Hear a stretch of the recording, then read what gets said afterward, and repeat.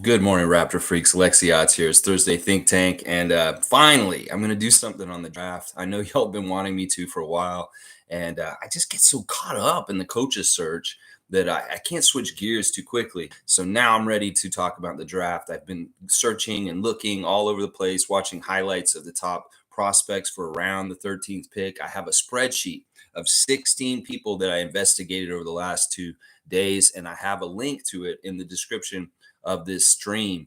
So if you want to go look at it, you can go check it out and I'll kind of go over it. That's what I'm going to do today is the Thursday Think Tank, talking about the 13th pick for the Toronto Raptors, who maybe is there and who we should be maybe looking at, who I like.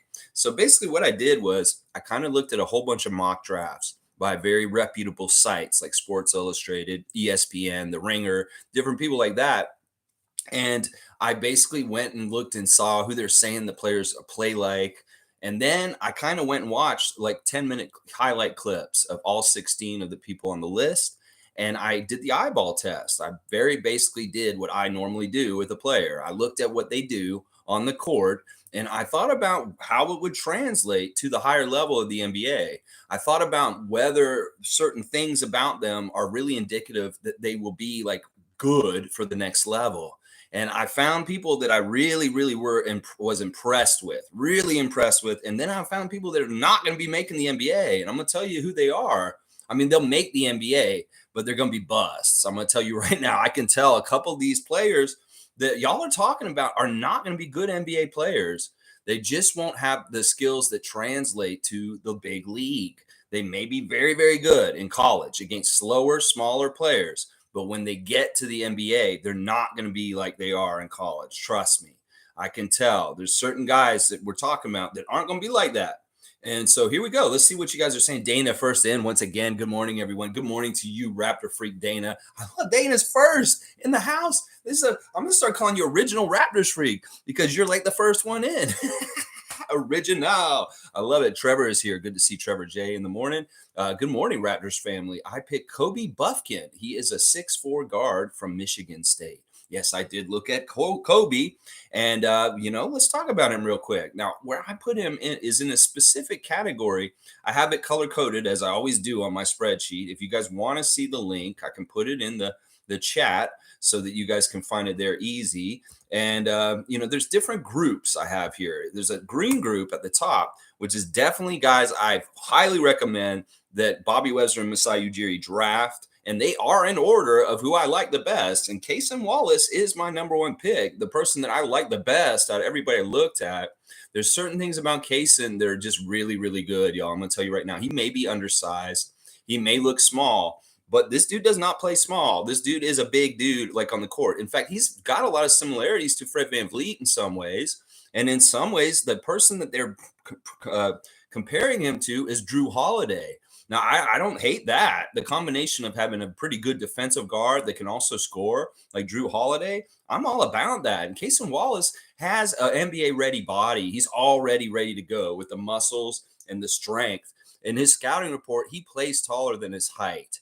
And that's something that's really, really important. And he's not actually a defensive liability at 6'2". Now, the other thing I really like about Cason Wallace is that he is a combo guard. He is a very, very good shooting guard and scorer, but he can play some point guard. But he doesn't have to. That's the thing. If we want the backcourt of the future for the Raptors to be Barnes and Wallace, that will work because Barnes can be the point guard with Cason being the scorer. And I think it would look really, really good and work really well. He's the kind of defender that will work in our system really well, too. There's a couple of things that are really important to me about looking at these draft prospects. Three-point shooting is hugely important. Defensive liability. I do not want these guys to be defensive liability because they're undersized, too skinny, able to be pushed around, stuff like that. I want NBA ready bodies that are ready to bang and can, not be bullied in certain ways. In some ways, I don't want to wait for a project with this draft pick. I want somebody who's ready to add to our lineup and our rotation that will score and get a lot of points. If there was something the Raptors needed the most last year, it was scoring. It was a capable scorer that was a bucket getter. That's all we said last year. It's like, we just need more bucket getters. We just need more three-point shooting. We need more capable scoring. So this is something that I very, very highly value in this spreadsheet that I'm looking at. And Cason Wallace can be this scoring guy. Now, Corey Buffkin, Trevor, I just want to go real quick. I have him in the yellow zone. And the reason why I have him in the yellow zone is I'm not totally convinced that his skills will translate to the NBA. Now, he has some interesting stuff about him. He is 6'8". He does have he's 6'4" with a 6'8" wingspan, and he's being compared to Tyrese Maxey or Emmanuel Quickly. Now that sounds fantastic, a Tyrese Maxey kind of guy, but he's slight of build, and this is what I'm really worried about with him is that he may not be having the strength to do the things he does in the college game in the regular NBA game. That he may look good and be able to do some of the stuff he does offensively in college. It won't translate. He's not strong enough. He will get beat up. He will not be able to go in the lane and do a lot of the crazy stuff he does down there. So he will have a very hard time translating to the NBA game. He will definitely have a learning curve, and he will definitely have some time before he's going to be a capable pro, if ever going to be a capable pro. He's one of those kind of borderline guys that could come in if he's a good talent and he pays attention, he works hard, he can fit in. But there's no guarantees of that. His game does not translate to the NBA, is just what I'm going to warn you about right now. That's why I have him in the yellow zone. He could make it. He could very well make it and be really, really good in the NBA. But he's somebody that I have a couple red flags with that I don't think he translates to the NBA, some of his best qualities from the college game. So, yeah. All right. Listen, guys, we have a very special guest in the Raptor Freak stream this morning. Darko Rajakovic is here, our new head coach of the Toronto Raptors, 10th head coach of the Toronto Raptors in their history. He's in our chat, y'all. Let's all welcome Coach Rajakovic, who's here with us live this morning. Good morning, Freak Nation. I've heard this was the place of the best fan group in the nation. I'm so happy to be here with you all this morning. Thank you, Darko. We are so happy to have you here also just in Toronto, just on our team, just as part of our franchise. Everything you said the other day is true. We are the best organization in the NBA, and we're ready to have one of the best coaches in the NBA coaching us. I have very high respect for you, sir, and your lineage and your resume and what your experience is for basketball. And I'm expecting you to take it to another level as a head coach in the NBA now, Darko. We are all very proud of the hiring of you this week. And what a sunshine, great ice cream social kind of day on Tuesday to introduce you as our new head coach on the 4th anniversary of the 2019 NBA championship. This is all part of it. I'm telling you, we have sunshine ahead with you, Darko. I know we do, and I appreciate you being here. Isaac's here. W at Darko Development. We the North. That's right. Benevolent Isaac Campbell in the house out of Ottawa. We are nationwide, Darko. We have representatives in our Raptor Freak Nation right across the great country of Canada and beyond into other countries also. So, yeah, Trevor J saying, can't wait to see our young guys that come off the bench and kick ass this year. Yes, Darko. We are very excited to see what you can do with guys like Malachi Flynn, Delano Banton, Jeff Doughton Jr., Christian Coloco, Precious Achua. There's so many different guys on the Raptors that have a lot of talent that needs to be mined by a great developmental coach like you. One of the things I really like, Darko, that you do is you don't just work on primary skills, you work on secondary skills. And I'm very interested to see what kind of things you will derive or dig up on some of the younger Raptors that have not been utilized correctly in the last couple of years. It's going to be a lot of fun, I can tell. Nacho the Nacho is in the house. Good morning to Gerald Mayhew. He has a show coming up later this month at DuPont comedy show. He's a stand-up comedian. So check it out. I think it's June the 26th, he was saying, at DuPont. Gerald Mayhew will be on stage. What's Nacho saying? If they see a way to Grady without giving up a starter, I think that's what they're going to do. I want Cason Wallace or Kobe Buffkin. All right. Now, I don't want to trade up for Grady Dick. I'm going to tell you right now, Gerald, Grady Dick is not a slam dunk to be an NBA player. This dude may be 6'9", but he's so slight of build and he's so slow. I love his three-point shooting. Sure. He has a high three-point shooting percentage and one of the better three-point shooters in this year's draft. But there's things about him that are not going to translate into the game. There's a lot of weirdness about him. Like for being such a good three-point shooter, Grady Dick likes to drive to the basket a lot. And I know that's good to give the threat of driving the basket, but he's more likely to drive to the basket than he is to shoot the three, is what I noticed. So what I'm going to say is he's not fast enough to go to the basket in the NBA. and he's not going to be that good in the NBA. In fact, out of all the people I looked at yesterday, I think Grady Dick is the most false promise for being a real NBA player out of everybody I saw yesterday. I don't think his skills will translate, and I think he's going to be a bust. So whoever picks Grady Dick will be not happy with what they get from him. I'm going to tell you that right now. And y'all can remember I said this today, that Grady Dick is not a fast enough, good enough player to play in the NBA correctly. And I'm going to say that right now. And I may be wrong down the road, and y'all can remember that. But I'm going to make this prediction right now. Just my second sense of watching him with the eye test is telling me a lot of the things he does really well in college will not translate to the NBA. He will not be able to get away with that kind of shit with bigger, stronger, faster competition guarding him.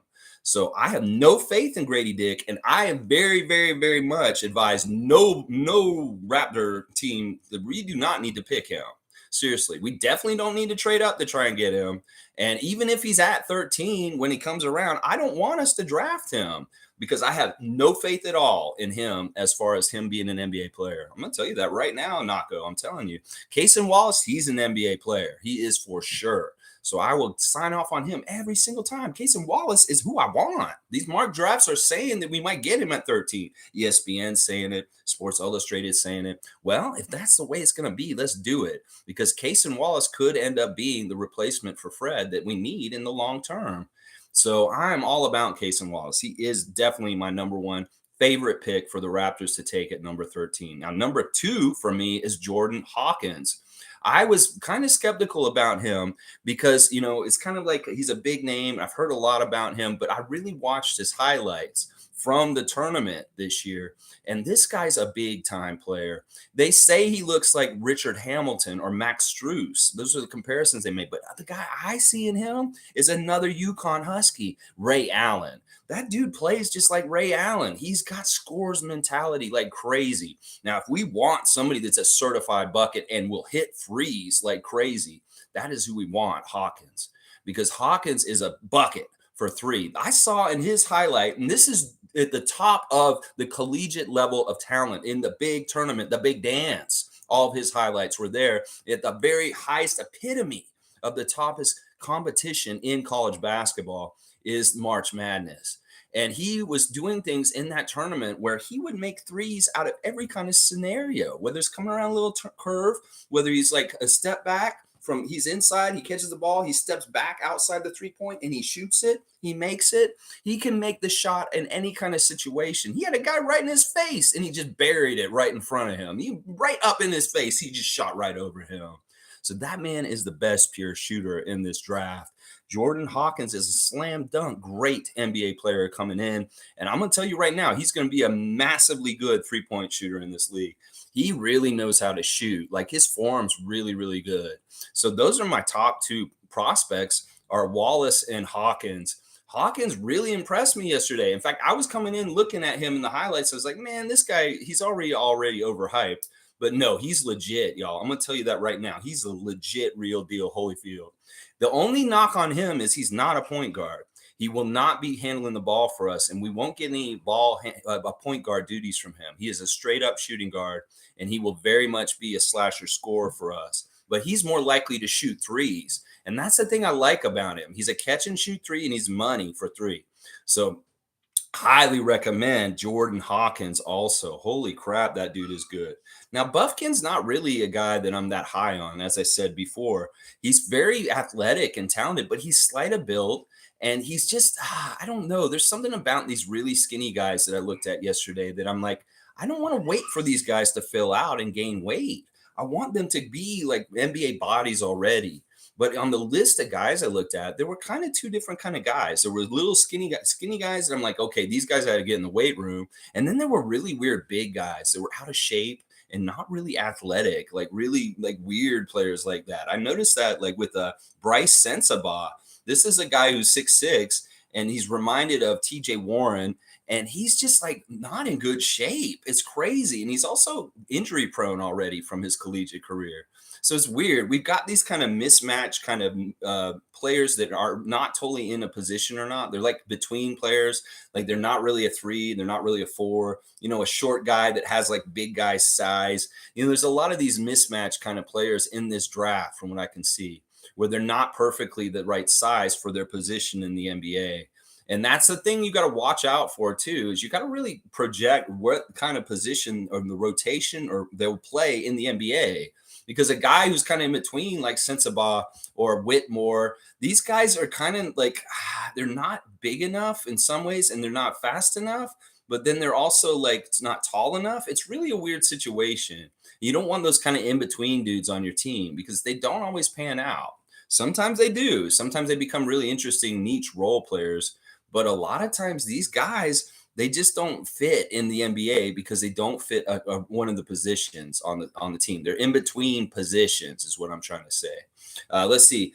G saying Buffkin's second half season splits were okay. Hang on, it jumped. It jumped. Of course. Okay, Buffkin's second half season splits 50, 40, 90. He's a 6'4" and he can shoot. Wallace seems interesting, and Jet Howard has something about him to me. All right, G, I like your advice. Always G, one of the best contributors on this channel, and always very intelligent comments. Okay, so Buffkin's later stats are better than his first half stats. I see on here that he had a 36% three-point percentage for the whole entire season, but you're saying he shot 40% in the second half. Okay. Well, I mean, I'm not big on him. Seriously, I gave him the eye test, and he was kind of There's like three guys that are right around there that I feel like are like that. Jordan Hood, Schifano, and Nick Smith Jr. They all kind of gave me the same vibes of kind of just, I wouldn't be upset if they got drafted by us, but they're not the people that I would want us to get. In fact, the blue zone I like better, or the green zone on my spreadsheet. There's 4 guys in the green zone, 3 guys in the blue zone, and the yellow zone's kind of and then the orange and the red, I'm like, nope, and nope. Now, Jet Howard, listen, this is Juwan Howard's son. He played for Michigan. He's another one of these weird kind of out of position kind of players. It's like they're saying that he's like Desmond Bain, but he's like 6'8", which is crazy to me. Like he's very tall for like they're saying he's a wing guard, but he has size kind of like a power forward. But I don't know how this goes, like where he like his speed or something like that. I don't know if he'll translate. I think he's just a little wonky and weird. I know there may be something about him, but to me, that something about him is not good for the NBA. And in some ways, I'm not interested in getting Juwan Howard's son. I don't know why. For some reason, I just don't like the idea of it. I don't think I've ever liked Juwan Howard. So I'm kind of like, I don't want him hanging around like Gary Trent Sr. hanging around, stuff like that. So in some ways, I'm like, not big on Michigan's Jet Howard. I'll say that. Wallace, definitely big on him, G. Very, very much the real deal, Holyfield. Cason Wallace will be a good pro. Buffkin, not totally sure. Cool Cat saying, good morning, Raptor Free Crew. I can't believe the draft is next week. Time is moving fast. Yeah, and this coach's search took so long that ate up a lot of this time. And now we just got a week before the draft, and I'm excited. I want to get into this. We have our new coach. We have a person who's going to, obviously he's going to talk to Bobby and Masai about what he thinks we should do. I really do think we're going to go for somebody who's a shooter, somebody who is very, very good athletically. Now, one of the things Bobby said yesterday on the interview he did yesterday morning is that he wants to continue with Vision 6'9". I don't know if he was joking, but he said, expect us to draft someone like we have been drafting. Somebody who's a two-way player and very good defensively. So when he said that, I was like, everybody groaned and they're kind of like, oh, no, Bobby, no. And I'm like, yeah, Bobby, if that's really what y'all's plan is, I trust y'all. And you want to keep doing this. Now, if he's saying that, that means there's certain people that he will not draft because there's a lot of defensive liability kind of guys in this draft. Trust me. And to get a good two-way player, well, there's only certain guys that kind of show that kind of thing, like Wallace and Hawkins. Those guys are two-way players. They can play both ends. But a lot of these guys are very suspect on defense. I'm going to tell you right now. Now, if he's really serious, he may go and draft Leonard Miller or Bilal Coulibaly because those guys are the wings that are around our range that could be drafted by us. And I like both of them. Honestly, I'm a big, huge Leonard Miller fan. He's going to be like a center before he's done. He's already 6'11" right now. He's not done growing. So he could end up being like a Mo Bamba very, very soon. And I wouldn't be upset to have a little bit more size on our team with a Canadian like Leonard Miller on the team. He's got some interesting attributes to him. Now he can't shoot. That's one of the problems with it, is he's not one of the better shooters that we could draft. And that is kind of our most important thing that we're looking for with this draft pick. But if we're going to go on the Vision 6'9" route, Leonard Miller's the dude that Bobby Webster would take. Now, Bilal Coulibaly, he's interesting. He's very young and he makes a lot of turnovers. Like, that's the one thing about Bilal I really don't like about him, is he's very turnover prone. And but he's skinny too, but he's going to be very interesting. He has a lot of interesting talents that he can grow into. In some ways, he reminds me of Tracy McGrady. It's very, very strange. He reminds me a little bit of Tracy McGrady, which is very, very weird. All right, let's see. Sue is here. Good morning, everyone. Feeling so good about our upcoming season, putting out the good vibes. Yes, Sue, putting out the good vibes on YouTube on Play It Again, Sue, her music reaction channel. Check out Play It Again, Sue on YouTube. Give her a follow, y'all, and a subscribe. Daddy Gates likes Jet Howard. Yeah, man, I don't know. Our history with Michigan players isn't that good. I think about Jalen Rose and that 81 that got dropped on him. And I'm just like, I'd rather get Spartans than Wolverines for some reason. But yeah, I don't know. There's all kinds of, I have an icky feeling about Howard for some reason. I know you guys are mentioning him, though. That's very interesting. In some ways, he doesn't totally fit what we want to do as far as like having a shooter. You know, he's more of a slasher and attack the basket, but he does have a decent three for his size, 37% 3-point shooter. I don't know. I wasn't impressed with him. And once again, for some reason, I don't want Jet Howard. I really don't. I mean, this is all my opinions and stuff and just how I look at it and just from my time of watching basketball and stuff like that. So everybody can have their own opinions and stuff. And you guys may be right. We'll have to see what they say. Cool Cat saying, I don't want any more short guards. We have Fred, Doughton, Flynn. We should not get any more short guards. I want length, athletic guys, Vision 6'9" shooters. Well, this is the thing. I know Cason Wallace is 6'2", but he's special. I'm telling you, this guy is actually like the kind of player that can play way bigger than he is. But it's true. It would feel like we have another Fred and just the next row of Freds. And I was worried about that when ESPN and Sports Illustrated were putting him in the slot in the mock drafts for us. It's like, what is this, Jalen Suggs all again? They want us to take the shortest guard because they have it. They think we have a history with Damon Stoudemire, Kyle Lowry, and Fred VanVleet that we just got to keep taking short guards in Toronto. Fuck that shit. We got Scotty Barnes. He could be our point guard of the future.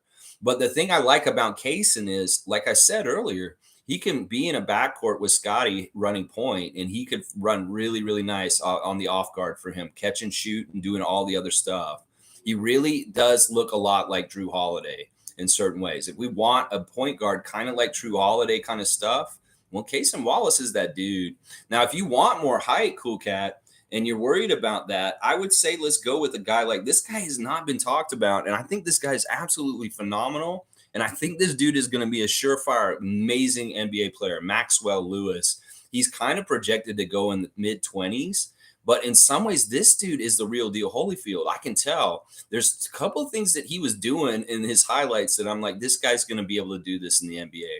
And one of them is he throws a lot of fakes. You know, I love that. You know, young players don't do fakes anymore. They do this and this and then they get open and put it in. This guy has a knack for that. He has a really good, like, shake people off. He was doing, like, dream shakes like Hakeem Olajuwon. He was doing moves like Kevin McHale would to shake guys off of him and get free to hit the shot. Well, that will translate. And not only that, this guy's 6'6" with a 7-foot wingspan. He has a wingspan like a Raptor would. So he's incredibly good on defense also as far as, like, his length. So he would add to the length, and he is kind of a guard kind of player. So I really like Maxwell Lewis. This kid is very interesting to me. He has some really good offensive skills that will translate to the NBA. I'm telling you right now, they're comparing him to Devin Vassell of the San Antonio Spurs. Now, the only reason why his defense is questionable is that he has not shown the right effort on the defensive end in college in certain ways. Sometimes he has a lapse of judgment in where he should be mentally, and he's not always on the spot. But that's something you can fix. You just got to tell him you got to play defense better and be more on top of it. It's not that he can't do it. It's just that he wasn't doing it with the right mentality. So that can be taught. I don't think he'll be a defensive liability with 7-foot wingspan. So Maxwell Lewis is somebody I'm hugely big on. This guy can score really, really good, and he's got a wingspan like a Raptor should. So if that may be more like what you're looking like you want, Cool Cat. Now, as far as assists with him, he does get some assists. He gets almost 3 assists per game in college, and he scores about 17. So I really like Maxwell Lewis. He's kind of like my dark horse candidate, other than the other 3 main guys we've really been talking about a lot: Hawkins, Cason Wallace, and Keontae George. He is in my top 4 as far as like players that I don't mind the Raptors drafting. Keontae George is a very good scorer also. This is the thing. My top 4 guys are good scorers, and they're not too bad on defense. And, they're not all big guys. 3 of them are 6'4" or under.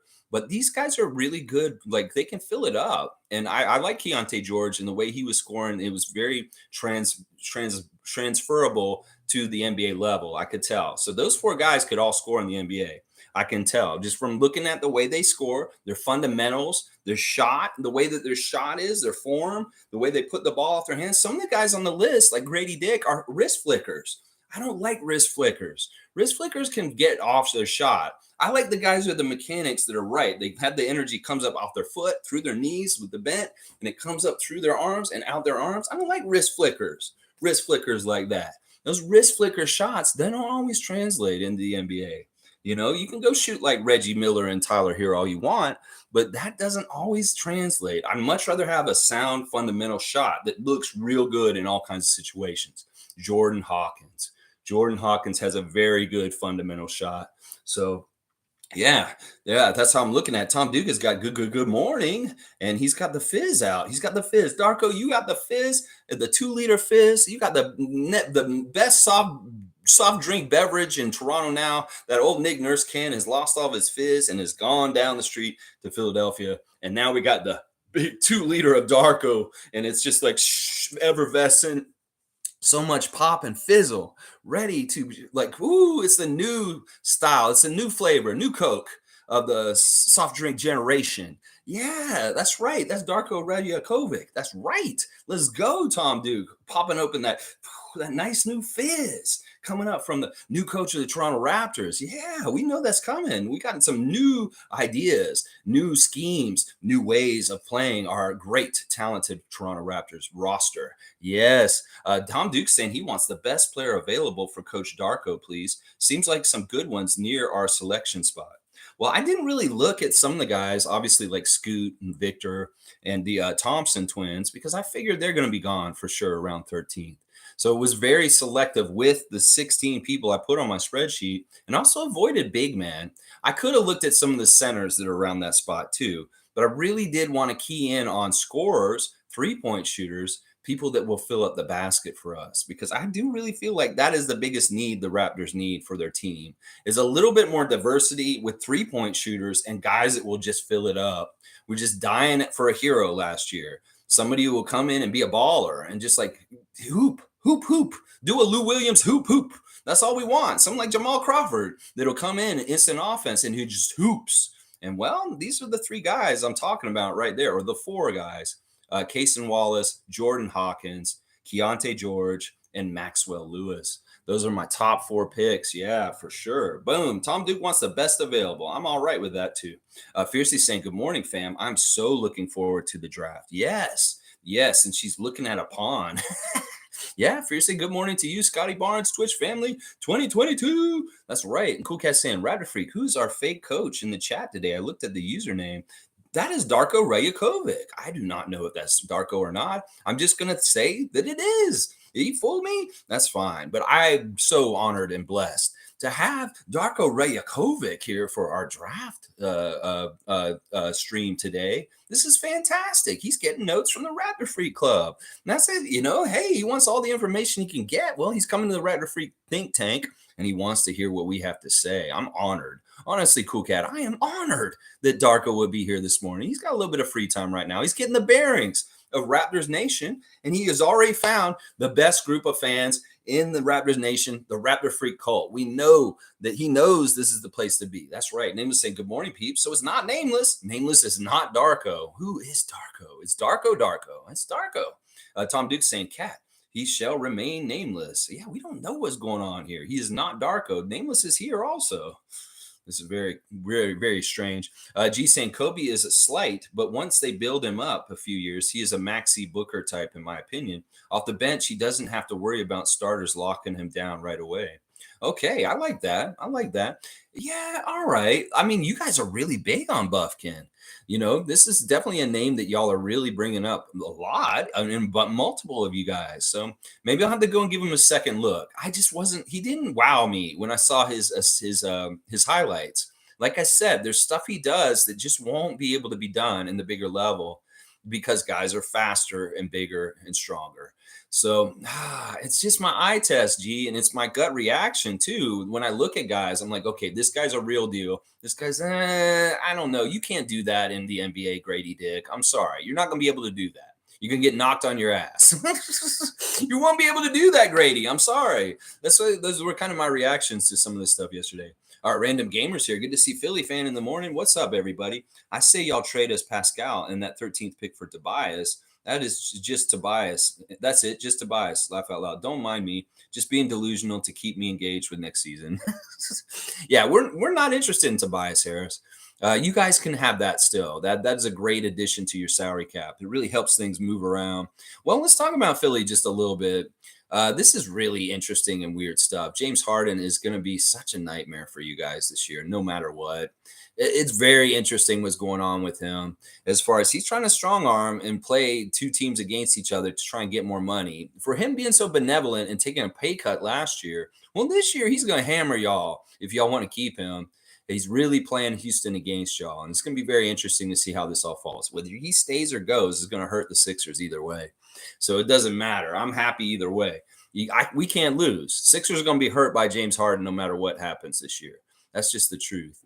But yeah, I'm glad you're here, Random Gamer. No, we don't want Tobias Harris. Thank you for the trade, and definitely not for Pascal. No. What do you think that is even? Holy crap. That's crazy talk. That is crazy. Maybe you could give us Tyrese Maxey and Paul Reed, and maybe we would trade you OG maybe for that. I don't know. That maybe not. I don't really want to trade OG. Leslie saying, good morning, guys. Welcome to the Raptor Freak family. Darko. See, Leslie is a welcoming, positive greeting. Raptor Freak saying, welcome, Coach Rajakovic.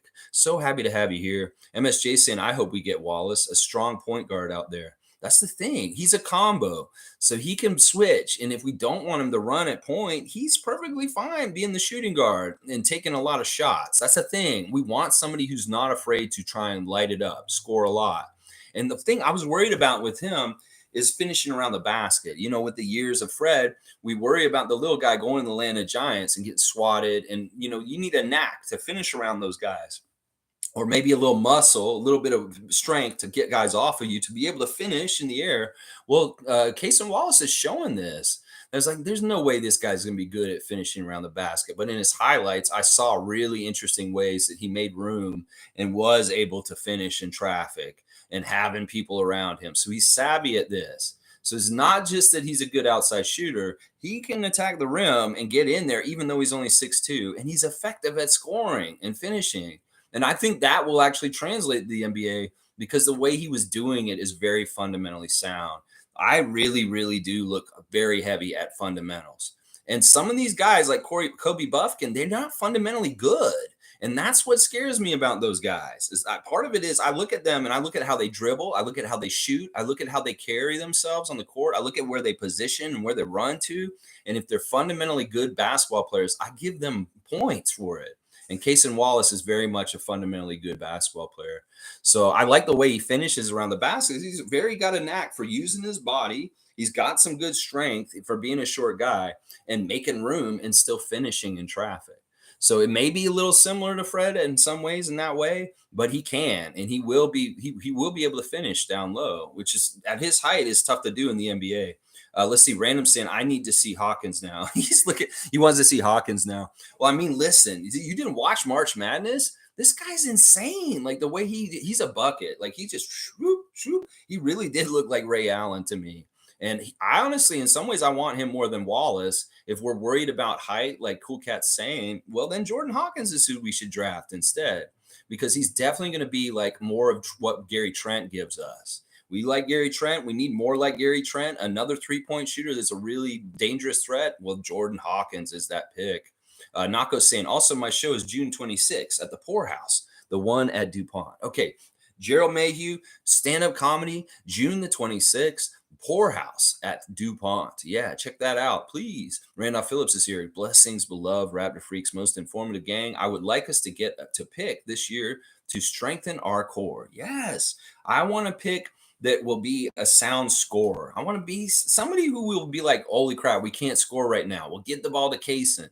He'll go in there and he'll jam it on them. He's weird. Like, he's got crazy hops. He can throw it down. Like, he gets up there. There's a little bit of a Ja Morant kind of Russell Westbrook kind of hops on him that is really, really attractive, seriously. Because when he dunks at 6'2", it's very impressive. And he does have a little bit of that Allen Iverson feel to him. Like, I'm going to go and dunk it on huge guys that are much bigger than me. So I like that about Cason Wallace, seriously. And it's real. It's a real deal thing. He's got hops, and he can get up there and throw it on people. He really can. Infamous is here. Good to see Infamous. Let's see what he's saying today. Infamous is saying, salute the freaks. What y'all think about the 13th for Kuminga? I know we wanted him and Scotty at the draft. I would consider this trade. I don't know. Kuminga's worth some of these players I looked at. I'm not really big on Jonathan Kuminga. I think like he's been a lot of hype, but you know what the problem is with him since he's come to the NBA? He's not a good NBA player because he's not listening to people. He's not doing the things that Golden State wanted him to do. And when you're a problem like that, him and Wiseman were kind of both problems. That really kind of shows, especially with a class organization like Golden State. If you're having a hard time fitting in there, there's probably something wrong with you. And I'm not about that. I don't want any kind of problem players. And I'm not sure if Kuminga is the kind of player we want in Toronto. So I'm going to say no. I'd much rather have a Jordan Hawkins than a Jonathan Kuminga. I'll just say that.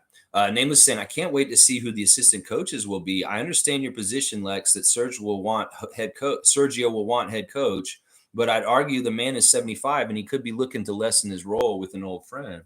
Well, it could be possible. I hope you're right, Nameless. I'm not against the idea.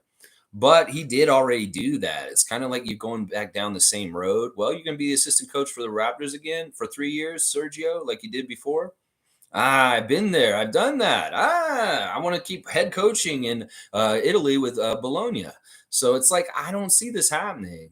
And his age thing will actually make it less likely that he'll want to come all the way the hell over here and travel so much. You know, in some ways, he's happier over there because it's all home, his family, all this kind of stuff. And coming here is different. And as he gets older, he may not want to do that. I don't know. It's also kind of weird when he's like one of the top candidates for the job. He doesn't get the job, and then he comes in as like an assistant on it. That seems weird to me in some ways. But well, who knows? You may be right. I will be very happy if you're right, because I think that he would be a great addition to our coaching staff if Darko is able to get Sergio to take an assistant coaching role. So let's see. MSJ's here. Good to see MSJ. And yeah, I was thinking about it, MSJ, in your comments yesterday. Maybe we'll try and aim for the third week of July to have our Raptor Freak get together this summer. Maybe around the 14th of July. Haven't nailed the date exactly. Right around Bastille Day, somewhere around there. Maybe we'll do it. David and everybody, we'll figure out when it'll work because MSJ will be back in Toronto. Hopefully we can get him to come to the event. So let's see. Do people feel a trade is needed to grab another pick and player? OG stands out for me as the guy who might be traded. I would love if we drafted a point guard and shooting guard, Wallace and Hawkins, to sort of pair with SB. I'm really not into doing any trades around the draft. I don't care about getting other picks. I feel like people are actually not really happy with this draft, other than Wemby and the Spurs. That, you know, even with Scoot and Brandon Miller, they're showing that these teams do not want the pick. Like Charlotte and Portland have both shown interest in trading the pick. And to me, that's a big red flag about those guys, that they don't feel that great about Scoot Henderson. They don't feel that great about the problems with Alabama's Brandon Miller. You know, the Thompson twins. There's a whole bunch of teams that are picking from like second to like sixth, and they're all interested in trading their pick. What does that tell you about this talent in this draft? So I just want the Raptors to do what they've already got. They're allotted the 13th pick. That's the only pick we got. Let's make the best of it and get the best talent that we can get at that time. And forget about trying to get more picks because honestly, I don't feel good about this draft other than Victor. And also, I don't feel good about next year's draft either. So this is a weird situation where draft picks are not something we need to stockpile or try and get more of, and especially the detriment of trading away somebody like OG Anunoby. No, no, no, no, no, no, no, no, no, no, no. I'm not worried about moving up or anything, getting extra picks. Let's just get this 13th pick and make the best of it and get somebody really good at that. That's just my personal way of looking at everything. It's like this draft's weak and it's signaled by everybody wanting to trade their draft pick right now. Think about it. Charlotte's ready to trade their draft pick. Portland wants to trade it. These guys, Houston wants to trade their draft pick. Why? Brian Winders. Why do these teams all want to trade their draft picks in the top five? It's not Victor. That's why. All right, let's keep going. Kareem Thomas is saying, my first pick would be Cason Wallace, not because of his skill set, but because he's a Kentucky Wildcat, and these Wildcats are absolute gems around the league. That's not something to discredit. Seriously, being a Wildcat is true. Kareem's exactly right. That's a fantastic program. And that's a part of the reason why he looks so fundamentally good. This is a real deal NBA player. He's going to be really good, Cason Wallace. Everything I saw about him, I was like thinking this guy's kind of hype. I always think, okay, sometimes when the NBA people put these in the mock draft for us, I'm like, okay, they're trying to saddle us with somebody. But it's like, no, this dude is actually real, real good. And the fact that he played for Kentucky, SEC school, top team in the nation, he played against the best teams in the college basketball. So he was going up against the very, very, very best. Now, some of these guys on my list, they did not play against the very best players, and they look real good. Like Brandon Podziemski or whatever, 6'4" out of Santa Clara. He shot really high percentage from three, 44% from three, and he averaged 20 points a game. And he is a scorer, but his game's kind of ugly. He's slight of frame, but he really can light it up. But I don't know how to gauge that with the talent he's playing against in the level that side of the country in that conference, he wasn't playing against the best talent like Cason Wallace was playing for Kentucky or Jordan Hawkins was playing for Connecticut. So it's that kind of thing where it's like, you got to think about where they played in college and the level that they were playing against. And especially when you're watching those highlights, you got to be like, yeah, he can get away with that against even like a B team kind of college team. But would he do that against North Carolina? Would he do that against Duke? Would he do that against Kentucky? So, yeah, I'm with Kareem on this. The prestige of being a Kentucky Wildcat is a very real thing because they play a tougher schedule and they play the best college players. So his highlights are going to be better than somebody like Brandon that I just said from Santa Clara. Cowboys saying, good morning, Lex and Raptor Freaks. I would love Bilal or Wallace. Yeah, Bilal's interesting. And Cowboy, I really went in and looked at Koulibaly with a very open eyes because of your affinity for him over the past few weeks. I was like, man, Bradley's really big on him. And I need to listen to Bradley because Bradley was right about Koloko. And boy, was he really right about Koloko because we did draft him. So in some ways, I want to get my top five picks to include who the Raptors actually end up picking. And we'll have to see if I'm accurate like I was last year because Koloko was in my top five for the Raptors to choose at 33 last year, and they did choose him. So I'm going to listen to Bradley because Bradley said Koloko this, Koloko that last year. Well, Koloko happened, and now he's saying Bilal this year. Now, part of it is his value is inflated because Victor is really pumping him up right now. Like I said, he reminds me, it's really weird. He reminds me of like a Tracy McGrady. It's really weird. He's got that nice length, but he's a little raw. And he's very, very, like I said, he is not totally careful with the ball. He can turn the ball over in really dumb, stupid ways, but that can be cleaned up. And then the other thing about Koulibaly and Leonard Miller is they're both like 6'9" guys. They're Vision 6'9" kind of guys. And they're not really kind of known for their shooting and being like 3-point shooters and stuff like that. So in some ways, they would be going in the same direction as drafting like OG, drafting Scotty, having Precious. And in some ways, we want a more diverse roster with different weapons. Well, then we probably want somebody like Cason Wallace or Jordan Hawkins more than Bilal or Leonard Miller, just because that's going in the direction of more of what we already got if we take Koulibaly or Leonard Miller. So it's kind of, you get what I mean? Leslie's saying we do our research and our scouting is pretty strong. Usually our picks are not the obvious choice. Well, in some ways, I don't want us to pick somebody who's ranked like near the 30 or like late 20s. Like Maxwell Lewis is somebody who's a gem, and I think he's going to be really, really good, and he would be a steal. And if we picked him at 13th, would we get laughed at because people are like, "Well, you could have gotten him in the second round or something like that." I don't know. I don't know. That's the whole thing. Part of it is who's going to fall from the top. Like if one of the Thompson twins falls and he's available at 13, well, we're going to take the Thompson twin, right? Hold me now, get the Thompson twin on my team. Stay with me. I'll sing some Thompson twin covers if we get a Thompson twin on our team. But I'm just saying, we got to see who falls through. It's opportunity knocks when Bobby and Masai are sitting there in the war room and they see who gets picked from ahead and they kind of see who's available left around 13. Well, that may be very interesting what names are there. Very much could be that Cason Wallace is snapped up way before the 13th pick, and they got to figure out who the guy is. So I'm very, very curious to see how it all goes down. And some of it is unpredictable because the other teams, there's a wide range of guys that are pretty good, all the way from like the 6th pick to like the 25th pick, almost about the same range of quality. So it could be very interesting who's actually available at 13 and who isn't. Some big names that we may not have expect drop, and some people we didn't expect would get picked so early. And it really is a reactive thing drafting in the NBA draft. I'm so much confidence in Masai and Bobby on this kind of day, on draft day, June 22nd. That's the day when they do their work, and they're badasses. I know they're good at.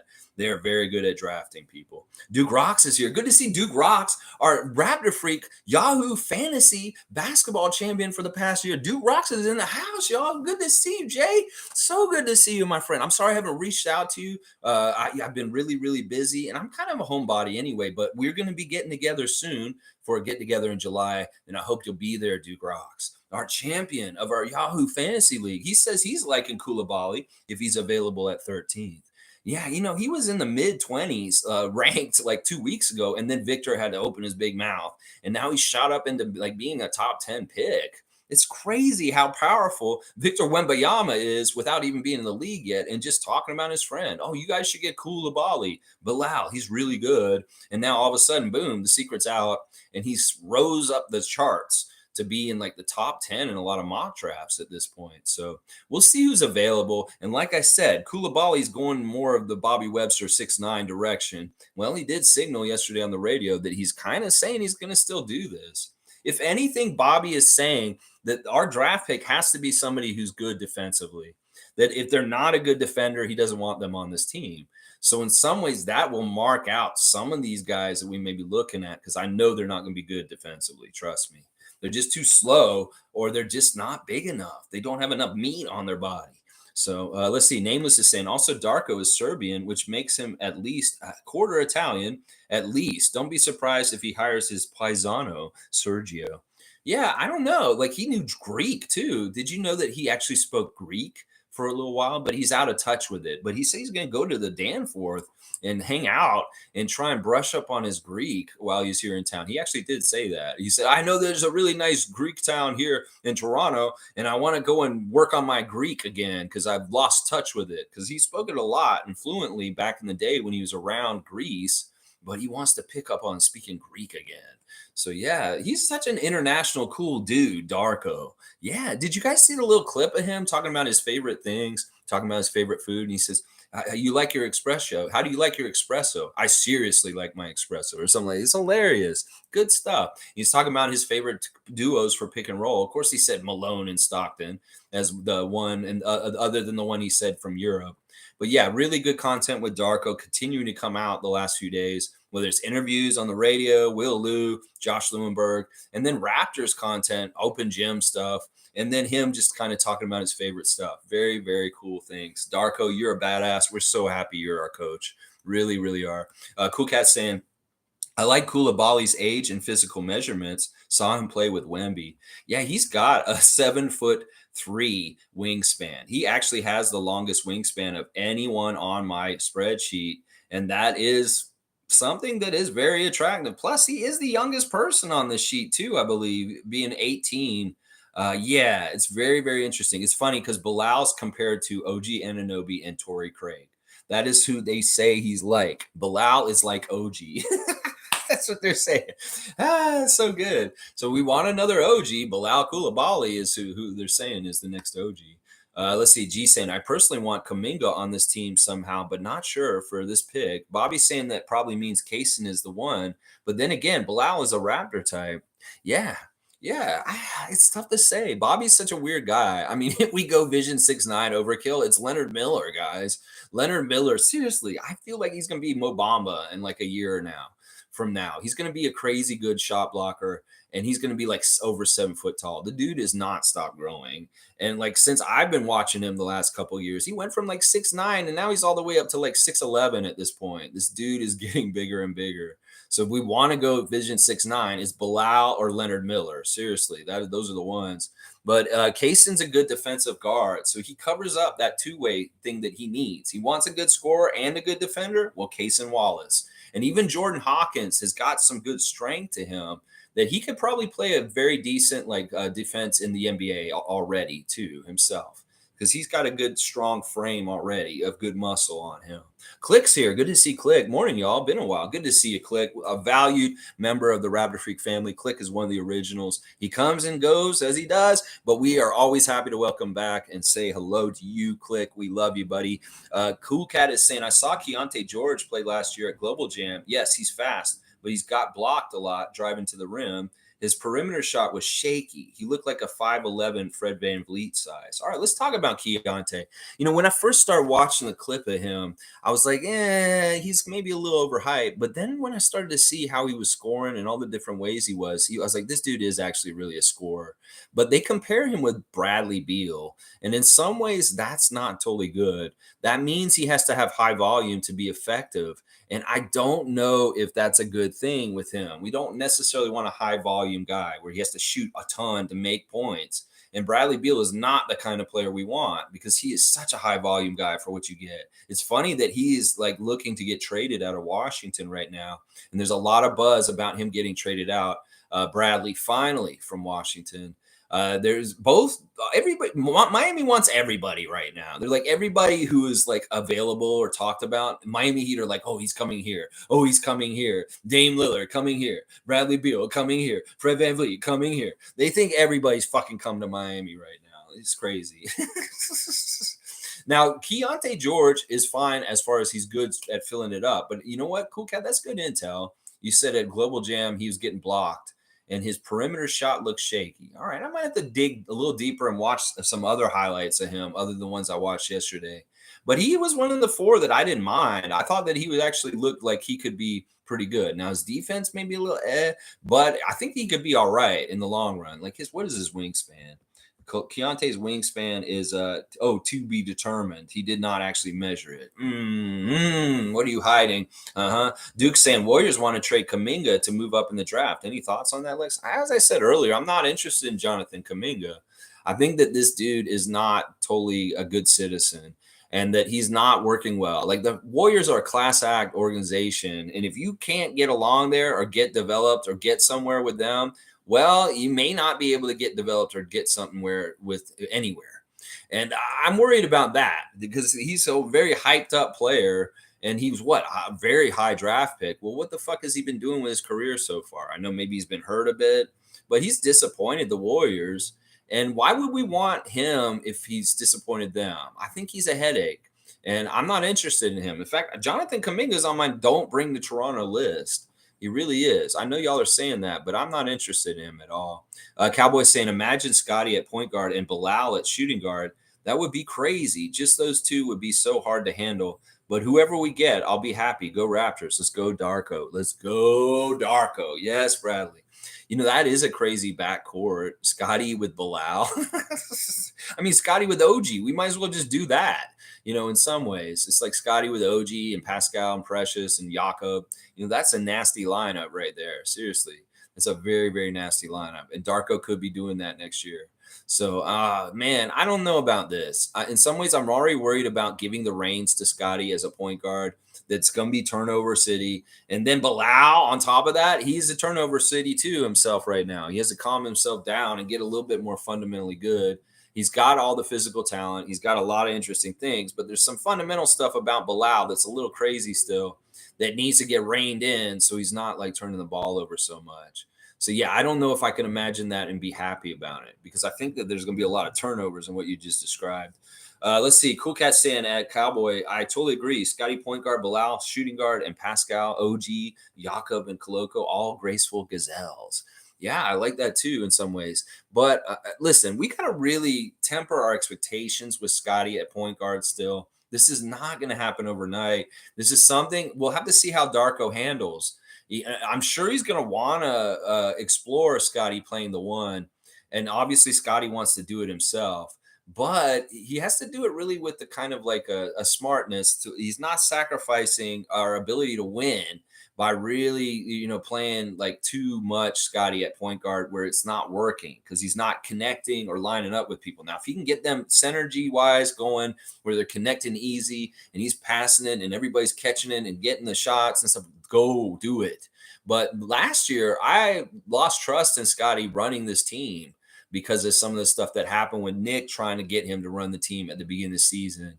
So I want to like take it easy and ease into the Scotty Barnes point guard era and not rush into it. Like maybe some other people want him to be it right away. That's not realistic. We got to give him a chance to still get better and better at the pro game. And then I'll feel more comfortable about Scotty being the point guard. I guess it's a tough thing. I'd much rather have Jeff Doughton running our team than Scotty right now. Seriously, Jeff is a better like sense of not turning the ball over in certain ways. Cool Cat, that lineup, Lord have mercy, is what Cowboy's saying. Yeah, Lord have mercy on the people that have to play the Raptors. That's right. Josh Monroe's here. Good to see Josh. Harden is like same situation, like Butler, bad asset management. Yeah, it's crazy. Like seriously, this dude's gonna be a headache for them, no matter what happens. If he stays, it's gonna be hilarious. It'll be a headache. If he leaves, they're going to see just how much he helped Joel with all of his assists and set him up. They're in a bad situation either way. They really, really are. Sixers are in big trouble this year. I'm going to say this right off the bat. They're going to be a crazy, weird dumpster fire this year with that concoction with Nick Nurse at the top. This is going to be crazy. Let's see. G's saying, can Bilal score like that? I don't know, to be honest, if our guards are shooting less than 30% from three. Teams just play zone and clog the lane on Pascal and OG. If we draft a guard, please be a shooter. Yes, and yes. Completely agreeing with G. And that's why I'm not interested in getting Bilal, really, or Leonard. Is we need a shooter. That's the most important thing we need from this draft. And there are good shooters that possibly will be available at 13. And if we're doing that, Jordan Hawkins, right at the top of the list. Cason Wallace, pretty good. Keontae George probably can be okay. And then Maxwell Lewis. He's the dark horse. I'm telling you, people aren't talking about Maxwell Lewis enough. This kid is going to be really good. And you can remember the Raptor streak pointed out Maxwell Lewis right now because he's getting projected in the mid-20s. And in some ways, like, what if the Raptors take Maxwell Lewis at 13? Everybody said they picked him too early. Well, you can think that because you're going to have to see what he becomes with that 7-foot wingspan. Ooh, that kid's going to be good. I'm telling you. And the thing I love about him the most is I'm telling you, he does fakes already. He's all about shaking guys off of him and opening up his shot to a higher percentage because he throws like multiple fakes. He will do this, he'll do this, and this guy will jump over here and he'll do there, and then he just shoots it up and puts it in. And I love that. Not enough young players use fakes anymore. And Maxwell definitely uses some fakes. I'm telling you, this dude is all about fakes. Darko's saying, I think you all are going to be pleasantly surprised for the things we have planned for this upcoming season and the direction this organization is heading. I love hearing that, Darko. Darko's coming in and he's being a diplomat to the Raptor Free Club and telling us what to expect from the new era, the Darko era of the Toronto Raptors. And I love it. We are so enthusiastically ready for this, Darko. And the way you just set it up right there, I'm sure we will be pleasantly surprised. Listen, a lot of casuals, a lot of people that don't really follow the Raptors properly are thinking we're just going to be bad because they just expect Nick Nurse leaves. Oh, the Raptors are going to be horrible now. If Fred leaves, oh no, they're going to be so bad. Well, they don't really know what the Raptors are all about. Masai Ujiri is all about winning. Darko Rajakovic is all about winning. And they're not wasting their time trying to play NBA games to lose. This is the thing. This is a competitor. This is a man that got children in Serbia to win championships. Do you think he's messing around here in Toronto? No, he's coming here to work and to kick some ass and to get the best out of the Toronto Raptors roster. And I believe Darko when he says we're going to be pleasantly surprised about the effect of him being our coach and the positive results that are going to come from it. I'm so behind you, Coach Royovic. I am so happy you're here, my friend. Yes, yes, you have a friend in the Raptor Street cult. Random Gamer saying we love Maxi too much, but no real laugh out loud. But not gonna lie, a duo of Scotty and Maxi sounds so good that would be so fun to watch. You know, it would be fun, even like that stupid skills competition a couple years ago in the rookie year of Scotty teaming up. He's like, I'm gonna hug you. He's like, don't hug me, Scotty. He's like, I'm gonna hug you, and then he hugged him, and Maxie was so mad at him. So funny. I love it. Listen, Maxie's a fantastic player. I would be so happy to see him in a Raptors jersey. Not gonna lie, just as much as you probably like to see Scotty Barnes in a Sixers jersey. But yeah, I know you guys won't get rid of Maxi. Maxi's your pride and joy. In fact, he may be the one piece you definitely want to get rid of, not get rid of, like Jimmy Butler was a couple years ago. So I get it. I get it, Random Gamer. You value him, and you should. You very much should. Duke Rocks is saying that. All right, hang on. No. Duke Rocks is saying, hang on, it jumped. We know it always jumps on me. Okay. We've been a while and don't know what everybody's thoughts are on Scoot. Are we in favor of Pascal or OG trade to the Blazers? I am not. By far, I am not. I don't like I said earlier, I don't want to trade any of our players to get draft picks. I don't want to move up. Portland not really wanting to take Scoot is saying something. My eye test of Scoot last year was enough for me. I saw him play Raptors 905. He got thrown out of the game. He was kind of a little bit overhyped, in my opinion. In some ways, it's like, listen, everybody's talking so much about him. I don't believe the hype. I really, really don't. Public Enemy. I don't believe the hype. I don't believe the hype. And I think that Portland executives and Charlotte executives are not believing the hype either. And that's why they're trying to trade their pick. Why wouldn't they just want to get Scoot? If Scoot is so great, I'm telling you, there's something weird about this guy. He may be such a cool highlight reel. He may be an athletic freak and like just a stud, but he may not be a good NBA player. Let's just put it that way. So yeah, Duke, I'm not into this, especially not for commodities like Pascal and OG, who are very much very good NBA players. And I don't know if Scoot Henderson will even be a good NBA player if it will translate. Some people are saying, what are you, crazy, Raptor freak? Of course he's going to translate. He's going to be a great player. Well, he's got a Russell Westbrook kind of vibe to him. And, Russell Westbrook, does he win? No, he doesn't. So that's what I'm saying. Isaac Campbell saying, I love the idea of an off shooting guard with length, but I wouldn't be surprised if we get a backup versatile big man. Size helps utilize bench depth in a half court set. All right, Isaac, I like your comment. I just feel like we just really need shooting so bad, and we don't really need more big men right now, especially with Jakob re-signing with us, and we have Koloko. We've got good centers, and then these other guys we got are giants. We got so many wings that are so big and long. In some ways, what we really lack is ball handlers, playmakers, shooters, scorers. And that's really, really why I'm totally focused on this. There are a couple centers that are around our draft pick that I could have looked at, but I didn't even bother because I don't feel like that would be drafting for need for the team. Now, if one of these guys is absolutely the best possible player available and there's somebody who fell from high in the draft and we take a big guy, then I'll understand. But for the most part, I really do think we're going for a guard or a guard forward at the most at height. And hopefully it's somebody like Cool Cat said that has a pretty decent height. If it isn't, Cason Wallace is fine too. So let's see. G saying, personally, I want Scotty as a point forward. His trainer fairly recently said he was a playmaking forward, so won't be surprised if he reverts back to his rookie season role, then get a pure shooting guard. Mm-hmm. I mean, I like the idea of us being like a Scottie Pippen led team, like how Pippen used to play point forward for his old teams in his career. I'm all about that, honestly. I think it's just kind of it's just a label. It's kind of superfluous. Pascal has been the point forward for our team and many times too. I kind of really do like the double barrel point forward approach with our Raptors when you have Pascal and Scotty out there and they kind of alternate duties of bringing the ball up the court. That works. That worked really well in recent years. And I don't mind that kind of aspect of things. I don't know. In some ways, we want to keep the ball out of Fred's hands as far as dribbling up the court, just because it's much better for him to get up court and get ready to catch and shoot or get in a spot because he's that kind of deadly guy. It's like Scotty brings it up. He sees his court vision, and Fred somehow is a little bit open in the corner. He throws that over to Fred real quick as a catch and shoot, and it's in.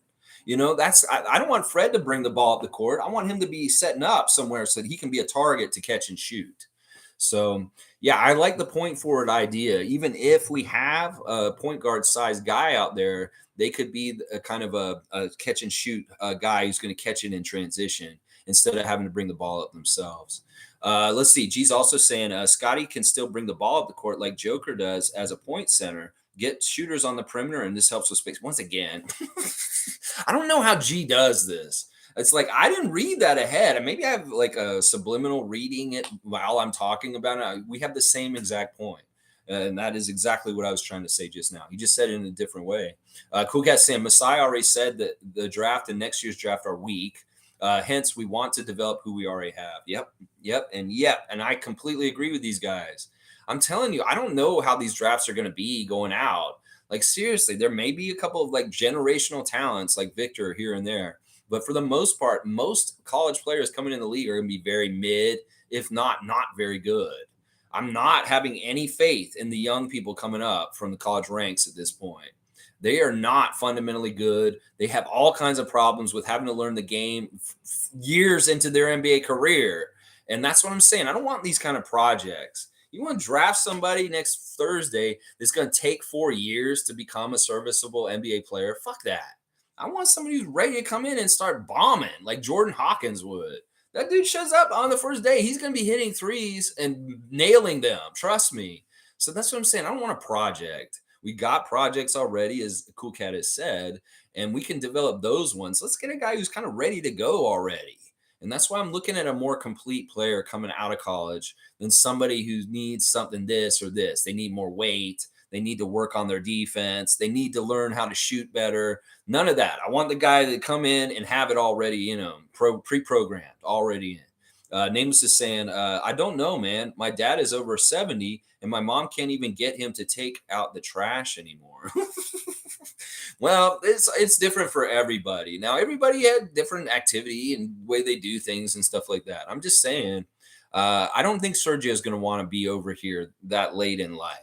So I don't know. I could be completely wrong. If Sergio Scariolo is one of our assistant coaches this year with Darko, that's a fantastic brain trust and a fantastic, two-punch for the Raptors to have on their coaching bench. So I'm not against it. If Sergio wants to come and be an assistant under Darko, I'm not going to be upset about that at all.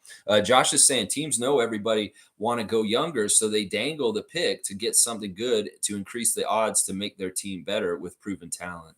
Yeah. I mean, why does everybody want to get OG and Pascal for the trade picks right now? Think about it. They don't want to develop people. They want to get all the development work we put into those guys ourselves and start using it for themselves. That's the whole thing you got to look at. The work accrued, put into the years with Siakam and Anunoby. We built these guys up. Don't we want to continue to get the spoils of building these guys up and building them into who they are? No, we don't want to send them to another team so that another team can get the spoils of the hard work we put into them. So, and that's the way I look at it in a lot of ways, is it's not equal to me. So you say we trade Pascal for Scoot Henderson's pick. That's not equal to me. Scoot Henderson is nowhere near equal to Pascal Siakam. There's no guarantee that he'll ever be anywhere near as good as Pascal Siakam. So it's like you could say all the dumb old sayings like a bird in the hand is worth two in the bush and that kind of stuff. Well, it's the damn truth. Siakam is a proven commodity that performs at a high level in the NBA already. Scoot Henderson is a question mark. And that's all I have to say about that. I mean, it's just how it is. Duke saying Charlotte is understandable from a trade point of view. Ball is a big factor to trade Scoot. Yeah, Duke's exactly right. I missed you, Duke. I'm so happy you're back today. I think that's right. I mean, in some ways, Scoot doesn't really fit with LaMelo Ball, and it doesn't totally make sense. Maybe they're hoping that they'll just take Brandon Miller. I don't know. It's really weird how they're all talking about trading their picks, though. Houston, Charlotte, Portland. They all want to trade their pick. It's very, very weird. David's saying, talk about the 13th draft pick for Kuminga. I'm down. See, why is everybody bringing this up? This must be the rumor du jour of the day. Kuminga for the 13th pick. Why? No, we don't want that youngster. He's a high draft pick that has not panned out yet, and I don't want him. I really don't. He seems like he has a problem or something's wrong with him. If Golden State couldn't get it out of him, what makes you think we will? I don't want him here. Seriously, I think he has an attitude problem. And we don't like that kind of stuff up in Toronto. That's one of the things Darko said is like he really loves how Masai and Bobby built this roster because he built this roster with character and with good guys. You know, he's just coming from Memphis and the dumpster fire with John Morant and all the idiocy with Dylan Brooks and different things down there. Well, Darko's probably like, well, there's nobody on this team that is like going to be this kind of problem like Ja is.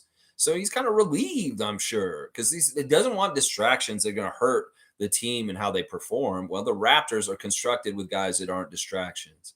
And I don't trust Kuminga in that respect. How about that? So Cowboys saying, Darko, you're the man. Welcome to Toronto and the Raptor Freak family. Let's go, Darko. Yeah, Darko, you want to be here with us every single day, other day, whatever day. You're fine to be here whenever you want. You just want to pulse on what the good, positive Raptor fans are saying about the team and what we're thinking. This is a great place to check in and see what we're saying. So, yeah, welcome, Darko. Darko, we just appreciate you being here. That's right. Leslie's saying, does anyone know if Rico Hines is going to Philly? Yeah, it's announced for sure. He's going to Philly. That's right. Disappointed in Rico. Don't hate him as much as Nick, but disappointed. Just disappointed. Now, I want to see if Earl gets hired next. I was kind of checking it. Earl celebrated Rico going to Philadelphia. In fact, let's do our Instagram check just real quick right now. First of all, guys, listen, this is really cool. Scotty Barnes getting MMA training yesterday in Florida from Yuri Villefort. He was on the mats doing MMA training, y'all, yesterday. So Scotty said last year on his Twitch that he doesn't want to fight anyone because he's like a lover, not a fighter. But if he's training in MMA and just learning some fight skills with an MMA fighter, well, that's not a bad thing in some ways. And the guy's saying that he's a beast on the NBA court and on the mat. Well, I would figure that a 6'9" young man like Scotty Barnes can probably be very scary on an MMA mat. But yeah, that was interesting. I didn't think Scott's interested in MMA. He likes watching it, but he said he'd never, ever become an MMA fighter himself. Also, Scotty came home yesterday, I guess, because there's a really nice clip of him coming home to Cardi, and he's like, my baby. And he calls her a butt face or something like that. And it's so cute. Cardi looks smaller than I thought Cardi was. It's like sometimes Cardi looks like a giant, and then this one, Cardi doesn't look as big for some reason. I don't understand. But we love you, Scotty and Cardi, and so happy to see you guys reunited on there yesterday. Yeah, good stuff about that. I love it. I love it. I love it. I love it. I love it. All right, let's see. Slim Duck. Okay, Dubber Don's putting on blast the Canadian women's team that just finished up their game against Dominican. He's making fun of one of the players, telling her to use her left, please. I love that there's a chemistry between the Canadian men's team and the Canadian women's team where Dubber Don's putting them on blast. Good job, Delano. Good job. Slim Duck's got a party going on Afro Beach Saturday, July the 1st. Island Paradise. Don Shutta will be playing at it looks like a beach club. I'm not sure what city it's in. But Chris Boucher putting that on blast. Fred VanVleet's got a summer camp coming up. He's got registration open for his 4th annual Fred VanVleet Summer Camp. So I'm pretty sure it's in Rockford, but not here, unfortunately. It's probably in Illinois. Thad Young Jr. is just having the best time these days. He's had some really good highlights in his youth games lately. He's getting some new shoes. He's got a big smile on his face. Good to see Thad Jr. living the life. And you're on your way, young man. I'm telling you, those highlights, you look really good in them the other day. And, of course, his dad's getting a lot of, blast for his business portfolio. That Thad Young is such a great entrepreneur that people are really coming to him for advice and talking about how do you become like you within enterprise so much when so many different things going on with you guys. And that's pretty cool. And then once again, like I said, Earl Watson putting on blast Rico Hines getting hired by the Philadelphia 76ers, joining Nick Nurse on the front of the bench as an assistant coach and not a development coach. That's really what it is. It's a promotion from the second bench up to the front bench to sit next to Nick Nurse. Now we'll hear if Earl's joining them too. Then I'll have even more weird questions about what the fuck happened last year with the Raptors coaching staff. If Earl Watson is reunited with Nick and Rico in Philadelphia, but we haven't heard that yet. I have not heard that yet. Yeah, very, very interesting. All right, let's keep going. David's saying yes. Rico is dead to us now. David's awesome. I love David. He's so funny. Isaac saying, G dropping knowledge, touch grass like Scotty Barnes. All if Pirtle is injured, we could have matchup issues. Knock on wood. I say go big and get developing Flynn, Banton, Harper Jr., etc. Yeah, we don't want anything like that for Pirtle, but we do have some insurance with Koloko, and maybe we do need a third center. So that's what I'm saying. That would make sense to draft Leonard Miller because in some ways he could end up being a center very soon. Trust me, Leonard Miller might grow up and be a center in like the next 6 months. David Saborn saying those Thompson twins remind me of Josh Primo. Weird vibe. What you mean, dick flashing vibe? You feel like that's what's going on with those Thompson twins? Doctor, can't you see I'm burning? Doctor, don't look there, doctor. No, we don't need no Primo vibes. No, those Primo vibes are not the vibes we want. Oh man, Josh Primo. Oh my gosh, what did you do to yourself? Anyway, I don't know what you mean with Amin and Asur. If they have those kind of vibes, well, we don't want to have nothing to do with that. That's not the dumpster fire we need. Daddy Gates is saying Cason Wallace is very interesting. The only thing is that there are murmurs of him having attitude issues. That scares me a bit. Oh, I didn't know that. Maybe I need to go do the psychological profiles next. He seems like a nice young man. He's well built. He seemed like he had a nice aura to him as far as his attitude and his smile, but maybe there's some things I don't know about him. Well, that's interesting to know, Daddy. And maybe I'll have to go investigate a little further on that. G saying, speaking of Josh Primo, I heard a rumor he was at OVO. Don't shoot the messenger, probably fake news, but since David brought him up, well, I don't know what he's doing. If anything, I hope he's just getting help.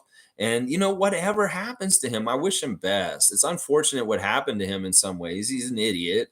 But in some ways, it's sad, too, in a lot of ways. He's a kid from Toronto. He's just a young guy, and he made some very poor mistakes.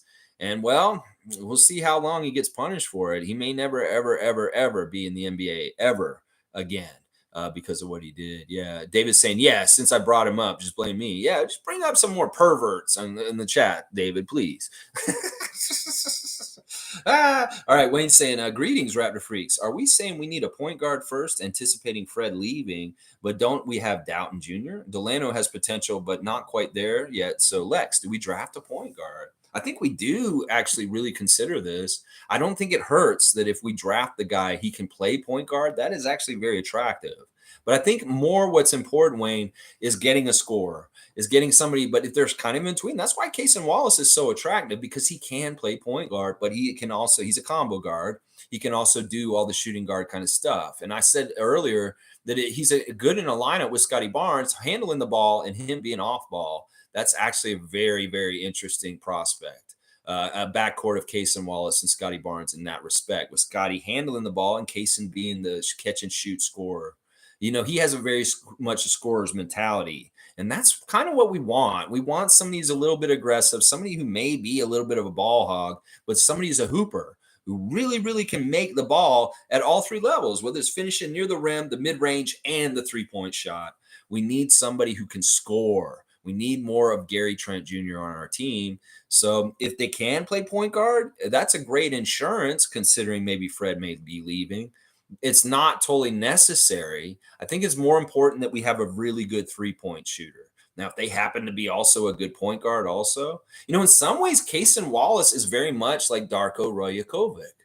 He checks all the boxes. And that's kind of what I like. Darko started checking all the boxes of what Bobby and Masai were looking for in the coach's search. And they're like, well, he can develop. He can also coach a good winning team.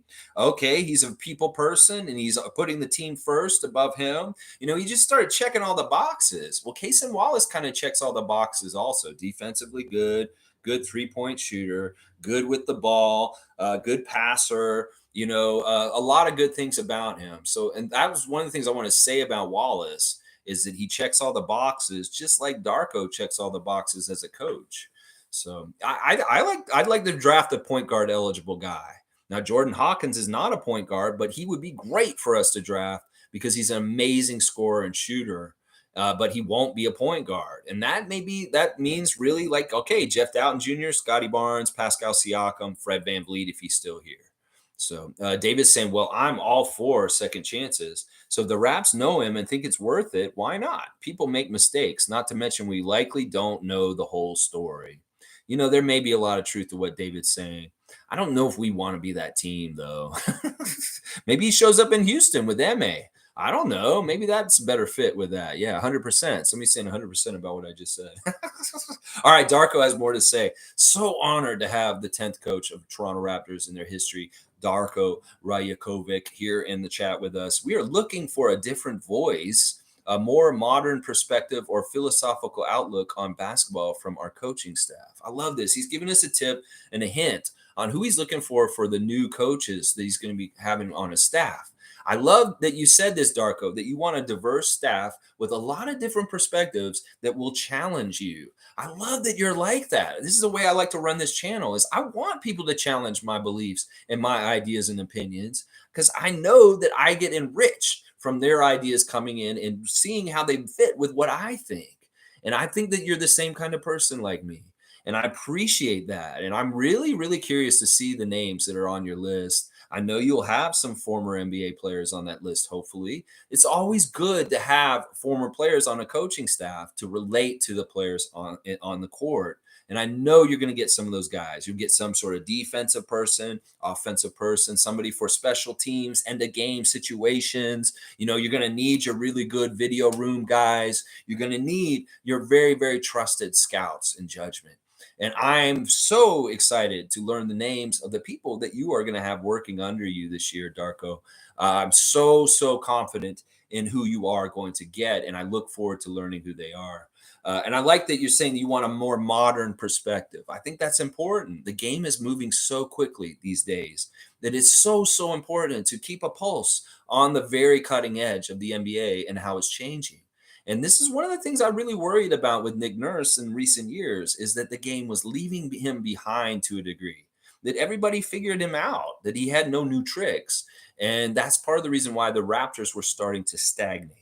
So knowing that Darko's coming in with a whole fresh approach and new idea, new system, new way of dealing with our players, it's so optimistic for me that we are going to do better things next season for sure. Josh Monroe saying Kobe Buffkin and Jalen Hood Schifano are the options we have if Anthony Black or Cason Wallace, who are the more talented guys, maybe off the board. Would that be a step down to draft those guys? I have them in this zone on my spreadsheet. That's the yellow zone. They're guys that look kind of okay, but I'm not totally convinced that they're who we should draft. Both those guys, Buffkin and Hood Schifano. I just don't, they didn't wow me. In some ways, they look slight of build, like they could get bullied around. Like they won't be able to be effective on the defensive end. And that's what worries me about those two guys in particular. Anthony Black, I was not impressed with at all. In fact, Anthony Black is another player that I think is way overhyped, and he is not going to be a very good pro. They're comparing him to Lonzo Ball, and I'm like, you want to compare him to a guy who may never play again right now? That was kind of like meh to me anyway. I'm not interested in Lonzo Ball type players. And if Anthony Black is being compared to Lonzo Ball, I'm sorry. And a lot of this stuff he was doing in the games with his floppy hair all over the place, it won't translate to the NBA. So I'm not big on Anthony Black. He may go before our draft pick, but I think it's folly. In fact, I think he's one of the guys that is not going to be very good. And that's why I have him at the bottom of my list. He is not a good shooter. And if he's going to have to rely on driving to the basket in some crazy ass ways, well, good luck in the NBA doing that shit, Anthony Black. I don't think he will be able to translate, is what I'm saying. Well, I love Cason Wallace. Yeah, I think that he's my number one pick. If we can just pick Cason Wallace at 13, I'm all about that. Seriously, I really am. So we'll have to see who's available at 13 when we get to that point in the draft, Josh. I hope that somebody falls down. Like there could be a guy that we didn't talk about that's kind of high up there we didn't think would be available that we can get. but that's doubtful. 13th is pretty far down. There's going to be all those people picked up somewhere around 8, 9, 10. If any of the Thompson twins or anybody is available by then. David saying, Mr. Rayojevic, good, nice to see you. Welcome to Toronto. We're happy to have you here. Hey, Darko, do you remember how many languages you speak? Yeah, it's a good question for Darko, taking questions from David Saborin. And yes, we are so happy to have you here and welcome to him. G saying, I have some tunnel vision this year. I want around a 40% three-point shooter in college. Players like Booker, Brunson, etc. were around 40% three-point shooters, and it has translated to the NBA. All right, on that note, G, when we look at my spreadsheet, you can see Jordan Hawkins shot 39% from three in his college career. That is really good, and he's like that. I mean, now Wallace 35%, Maxwell Lewis 35%, Keontae 34%. Those are all kind of eh. And then you got Brandon from Santa Clara. He shot 44% from three. And in some ways, I'm like, man, is it because of that Pacific division that he's out in? That like the players, it looks like they're playing in a high school gym. It doesn't look like the competition he's playing against is that tough. It's kind of like a Malachi Flynn Pro-Am in Seattle kind of competition for defense. I don't know how to look at that. Like Brandon Podziemski is one of the most weird players I looked at yesterday because he truly does have a knack to score. Like he is a crazy all over the place kind of scorer guy, but he's not a very good frame. He's fundamentally not the best either, but his numbers are insane. 44% from three, 20 points per game, 4 assists a game, and 2 steals. That is really interesting. He's compared to Dante DiVincenzo and D'Angelo Russell, but there are question marks about his defensive ability. I don't know. Like the 40% is important. Like I get it. Grady Dick, another really good 3-point shooter, but I don't think Grady Dick's game is going to translate because he's just too slow and he's not big enough. He's going to get beat up and he's going to be taken advantage of. And honestly, his shot may look really good in college, but I don't think it's going to translate for some reason. Then you got Bryce. Bryce shot 41% from three, but he's a weird in-between player. Like his body isn't actually an NBA body. It's like one of these weird hybrid bodies between two positions where he's too slow and too short to be a power. He's too slow and too short. He's too slow to be a small forward, and he's too short to be a power forward. That kind of shit going on with him. So I hate those in-between guys. So I'm really valuing the three-point shot also, G. I agree. With the closer we can get to a 40% three-point shooter from college, and that translates like with Devin Booker and Brunson, yeah, I'm all about that. That's exactly the kind of person I want to draft. Jordan Hawkins kind of person. Duke saying, not an advocate for Kuminga or making excuses for the dude, but he was buried in the lineup behind Wiggins and Green. Yeah, I believe that that's true. But you know what? You got to say, listen, the cream rises to the top. And he should have been making a place for him in that rotation in the first couple years with the Warriors. And he failed at that. I don't know. Part of it was injury, and part of it was it is their very loaded team. But if he's so good, like wasn't he a top 5 pick? Why isn't he cracking into their lineup? He's been in the league like 3 years now, and they don't want him. It's the same thing with Wiseman. Wiseman, they shipped him off to Detroit. They finally gave up on him. Well, Kuminga is the same thing at this point. These Warriors projects from the last couple of years did not work out, and they're getting shipped out. Now, I don't necessarily want Jonathan. I really don't. Infamous is saying, I think Kuminga just needs a change of scenery. Look at Wiseman as an example. He went to Detroit and started to shine. Remember, Golden State is the organization that a player punched another player. Yes, Infamous. Of course, Draymond punching Jordan Poole last year. I don't really think I saw a little bit of Wiseman in Detroit, but I didn't think he made a huge leap or bound or anything with them. I don't know. But once again, I'm not really into getting people scraps. Gary was a really interesting reclamation project from Portland because we saw the ability to make him into a little bit more, and we did, and we got his value up quick, Gary Trent Jr. Now, Jonathan, I don't see the direct way to improve him to make him more attractive around the league like Gary. Gary had certain skills already that he was doing well in the game, and we just needed to add the other side of the ball, the defensive side for him, and then his value shot up. But Jonathan, I don't know what the route is to get him to be a good NBA player. In some ways, he's just, I don't know. He seems like a knucklehead to me, honestly. There's something about him that makes me think he's a knucklehead. Amit saying, Amit the GOAT. Good to see Amit. Hey, he's in Israel. We're worldwide, baby. Yo, good morning, afternoon, or night, or whatever, wherever you are. He's like in the evening. My bad for not being here lately. I'm really excited for Darko Rajakovic. I'm guessing that in the next couple of days we will hear about a Pascal trade. Ooh, I don't want to hear that. No, no, no, no, no, no, no. No, everybody's talking about Pascal. Everybody's saying Pascal going to get traded. This, and that. I don't believe that shit. I really, really don't. Now, if he does get traded, well, I'll be very shocked. It will be like a Kawhi Leonard for DeMar DeRozan kind of trade. Trust me, we may get that kind of trade, and it could be Pascal. But I don't think this is going to happen in the next couple days. First of all, it will wait. They probably won't do anything until after the draft, and probably won't happen until July when free agency period and different things are happening there. So let's not get too anxious to trade Pascal out of Toronto. I don't think it's happening, and it won't be happening right now. It's just not the right timing. We got to have the draft first. But yeah, I'm really against trading Pascal at this point. I know Cool Cat was saying yesterday, well, if we're going to be in a certain mode, well, I don't agree with that. I thought about it more after I got off the stream, Cool Cat. And even if we're in a weird mode with the timing of Scotty in the development years, and you think we're going to waste Pascal's years, I don't think that's true. Pascal's got a lot more years than you think. Siakam has like a good like potential of like being really good for like 5 or 6 years for now. And that in some ways, him being a little bit ahead of everybody else's development below him is not a bad thing. In fact, I kind of want him to be the old head vet in this group of youngsters still going forward. And in 4 years, Siakam could still be playing at a very, very high level. 5 years, 6 years, same thing. I mean, how old is he? He's like 29, 28. Yeah, he could still be playing at a very high level right up till 35.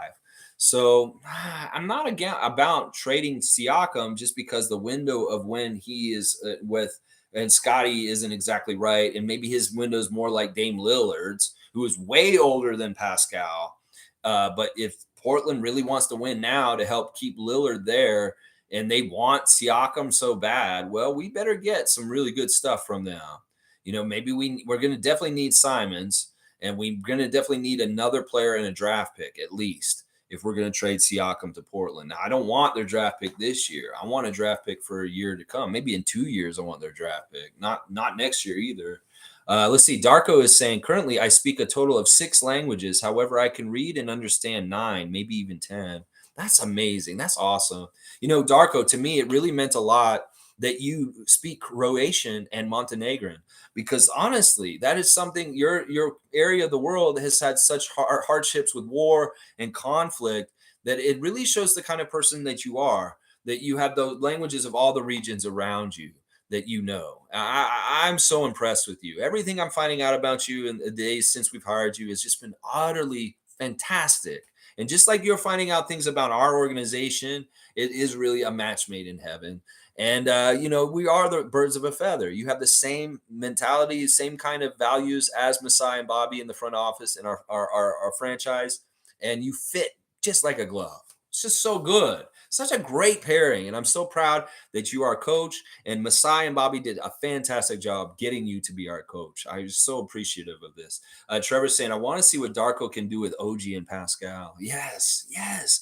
It's oh my gosh. It's like Darko moved into a new mansion and he has like all these sports cars out in his driveway that he can pick a different one to try and drive each day of the week. It's like, let's drive the Scotty Ferrari around the block and see how high you can get it up on the 401 real quick. You know, let's see what that OG Lamborghini does.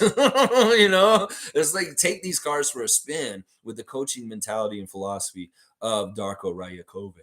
Ooh, I'm telling you, there's some really good possibilities. And for a basketball Jones like me that loves basketball in the game, seeing a new coach with a new philosophy take such ultra talented, amazing players like our roster and trying new things with them in defense and offense is going to be so fun. And hopefully we get results that are very gratifying in a stark contrast to his predecessor from last year and the results we were getting from such a talented team. Masai is right. The Raptors roster is so talented. It's a travesty, the results we've been getting out of them the last couple years. that we really are not fully getting what these guys are capable to do on the court from what Nick was putting them to do out there. No, this wasn't the right system. He built the system and he wanted to jam the players into the system. Well, our new coach has said he wants to analyze our players and find their strengths and really focus on them and utilize them in his system. He's not coming in all brashly and saying, "This is my system. You fit to it, OG. You fit to it, Siakam." No, he's saying, "What do you guys do good? And let's do more of it. And let's find out what y'all do good. And I'm going to put this on highlight and put y'all on blast for it. And you are going to be successful because we're actually using you for your specific skills. Instead of just blanketly saying, y'all do my system. You just fit to my system," as Nick said.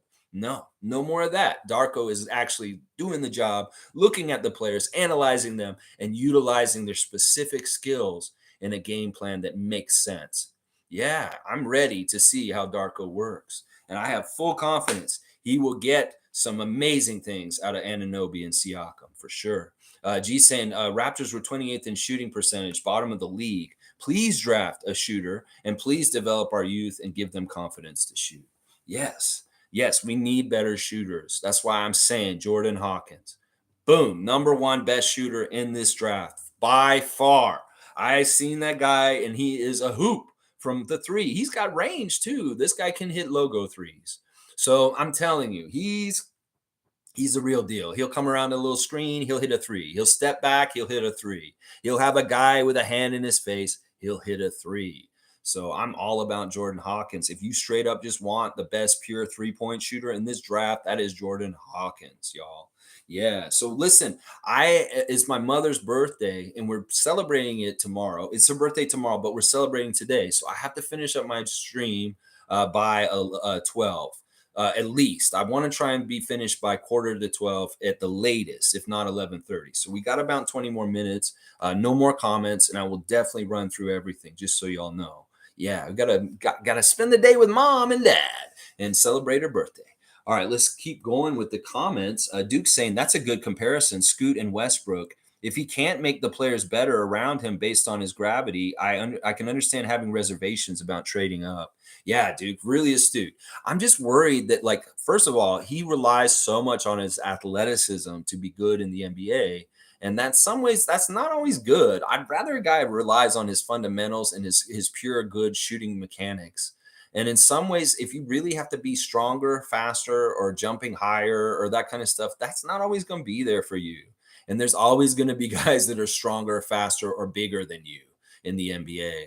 So Scoot Henderson may have certain levels of success, not really in G League. I didn't really think he was that overpowering in the G League last year, in other places, but he may not have that kind of effect in the NBA. And once again, if he's very Russell Westbrook like, that means sometimes they're more likely to shoot than to pass. And you can start getting into those Allen Iverson, Stephon Marbury kind of places where this guy's a point guard. Well, he doesn't really play like one. And that's what I'm saying. That's what I'm saying right there. Trevor's saying Darko said in this interview that he wanted all four guys to bring the ball up. Well, we were kind of already doing this with Nick. Nick liked having different ball handlers, as whoever got the ball and just bring it up and go flying up. Even Precious bringing the ball up sometimes. I didn't like Boucher bringing the ball up or Koloko. That's a bad idea. But most of our guys are sound enough ball handlers that if they get the rebound, they go ahead and just grab it and go instead of having to look for the outlet. And then, of course, there's guys that have really good court vision. They want to do the Kyle Lowry touchdown Hail Mary kind of football passes, a court length. You know, Scotty's going to be doing that kind of stuff from time to time. Fred does it from time to time, and I'm okay with it. I don't mind the Lowry football passes, like the length of the court. Now, we'll see if Darko's into that kind of stuff, but we'll have to see. But I like the idea of different ball handlers bringing it up, and there's not a designated point guard that is absolutely always controlling it and bringing it up himself constantly. So I do like the look of different guys bringing it up, and then they keeps them guessing on how they set their defenses up. Because it's like they have one guy who's going to guard Scott, well, they may be not guarding Pascal with the right guy for him to be bringing the ball up in transition instead. So it's things like that. Paul B saying, I liked your comment yesterday on determining Darko's success by how well Flynn plays next season. We need the Steve Nash unlocked out of him. Yes, Paul B. Yes. I'm really curious. He's going to be a very good litmus test for Darko's development and how well he can do. There's a very good area you can make a lot of faith with the Raptors Nation right away, Coach Roy Yakovic. If you can get Flynn to be very helpful and unlock him to a degree, it doesn't have to be on the level of Desmond Bane or Jaren Jackson Jr., but if you can get something out of Malachi more than Nick has gotten out of him in his first 3 years of the career, this would be very much telling to our Raptors Nation of, okay, this guy knows what he's doing. So there's a spot right there. That player in particular, if you can get more out of him this year and use him regularly in a very useful way, the Raptors Nation will be like, we love you so much, Darko. Who was Nurse? I don't remember him, is what they're going to be saying. Yeah. David saying, I have high hopes for Flynn, Doughton, and Banton this year. 3 totally different looks at point guard. And something that can be very utilized if you really wanted 3 different varied looks. Jeffrey Dowden Jr., more the typical point guard, a very steady, fundamental, good player who's consistent. Malachi Flynn, not really a point guard, really more of a shooting guard in a point guard's body, but he is an offensive threat and an amazing good shooter that just has not been scratched the surface of what he could possibly do in the NBA. It's sad because we've seen flashes of brilliance, but he's never consistently done it. And then you got Delano, this lanky, long greyhound of a player that is really slinky and get through so much traffic, so sly, and such a long limb of arm that just extends. It's like he's the kind of guy that gets near the basket and you don't think he'll get there, but the arm is so long, it just gets that extra little inches and it drops in. So, oh man, there's such 3 different good looks. And hopefully Darko will utilize each one of them effectively in their own ways to have their strengths on display. Monique is saying, good morning, everyone. All eyes on Cason Wallace. Yes, I love this kid from Kentucky. He's got some moxie. He's got some grit. He's got some good NBA size to him already, even at 6'2". He plays bigger than he is. He's very strong with his hands. He can strip the ball and steal it, and he can jam it on people too. He can get up there and throw it down on people, and I like that kind of stuff. All right, Nameless wants an impression. Portland calling Toronto, trying to sell us their 3rd pick. All right, I'll do this one real quick. Just a good impression request from Nameless. We do impressions on this channel. All right, let me just call. I don't know who it is. I'm just going to say it's Jeff Petrie. I don't know who it is. Or maybe it's Bill Walton. I don't know. All right. We'll say it's Bill Walton calling from the Portland Trailblazers to the Raptors. Okay. Hello? Oh, hi, Bill Walton. Yes. Wow. Yeah. Oh, it's an honor. You're a Hall of Famer. Wow. Bill Walton. Yeah. Okay. What's up? Oh, yeah? Really? Okay. I didn't know you guys. Well, actually, I did. I saw it on ESPN. You guys are looking to move your pick? Yeah. Okay. You're not that interested in Scoot? Why wouldn't you just take Scoot, Bill? Really? Oh, okay. Well, what do you want? First of all, let's talk like this. I'm not Bobby Webster, but I can, maybe I'll suss you out and then, maybe we can get you to talk to Bobby Webster. Okay. Yeah. No, that's not. No, man. Come on. Seriously? No, you're joking. Come on, Bill. You still doing LSD? Is that what's going on here? Are you still deadheading it up? Are you still out in the field? Well, on the tabs? Seriously, tell me the truth because you sound crazy right now. No, we won't do that. Come on. I won't do OG or Pascal. I'm sorry. That's ridiculous. No, listen, I like you, man. Peace, love, and understanding. But, bro, I got to go. Seriously, I got stuff to do. All right, Bill? Please take care of your brain. You're getting older. All right, bye. All right, there you go. Yeah, that's how it is. There you go, Nameless. I hope that was good. It was Bill Walton calling me from Portland. It's so funny. It's so stupid. I love it. I love it so much. All right, let's see. Monique is saying, nice, analyzing Cason Wallace. Thank you, Monique. And thank you for giving me a list. Monique, very helpful in the last couple of days to me. Give me the list of all the players who actually worked out for the Raptors and came to Toronto already and has been seen by our front office. Very, very good list. Thank you, Monique. Most of those names are on the spreadsheet. So if you guys want to check the spreadsheet and where I got them, they're on there and kind of got notes and who they've been compared to, their wingspan, some of their stats and stuff like that on there. Duke Rocks is saying, in regards to Josh Primo, he's a talented kid, and I'm all for giving him a second chance because some NBA team will. I hope the Raps reach out to him. Well, in some ways, I think they would have done it already if they were going to. It's a really weird situation. The optics with this are really weird. And I don't know. We'll just let it be what it is. If he ends up on the Raptors, they did their due diligence to figure out whether he should be on the Raptors and back in the NBA. So be it. But there's no guarantees on anything in this world. We know this. He may be a talented kid. He's a little bit skinny. Maybe he needs a little bit more weight. Maybe he needs to go overseas and go the indirect route at this point, just like a Kem Birch did. That's what you got to do sometimes. You get rejected by the NBA and you got to leave. Well, you got to go make a name for yourself somewhere else and get so good that they have to have you come back. And that may be where Josh Primo is right now. I don't know where he's been playing. He could be playing over in Europe or some other country, some other continent, and he's trying to get back to the NBA. So we'll see if he makes it back.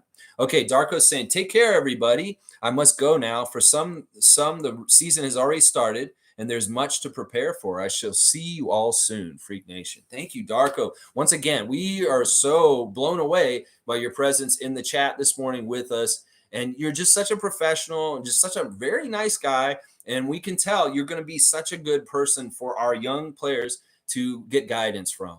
I love the fact that you want to get to know them as human beings first and become friends with them and just very much get that connection, because I know from your years of coaching for so long that when you get your team to love you and follow you that way, they will do so much more for you on the court.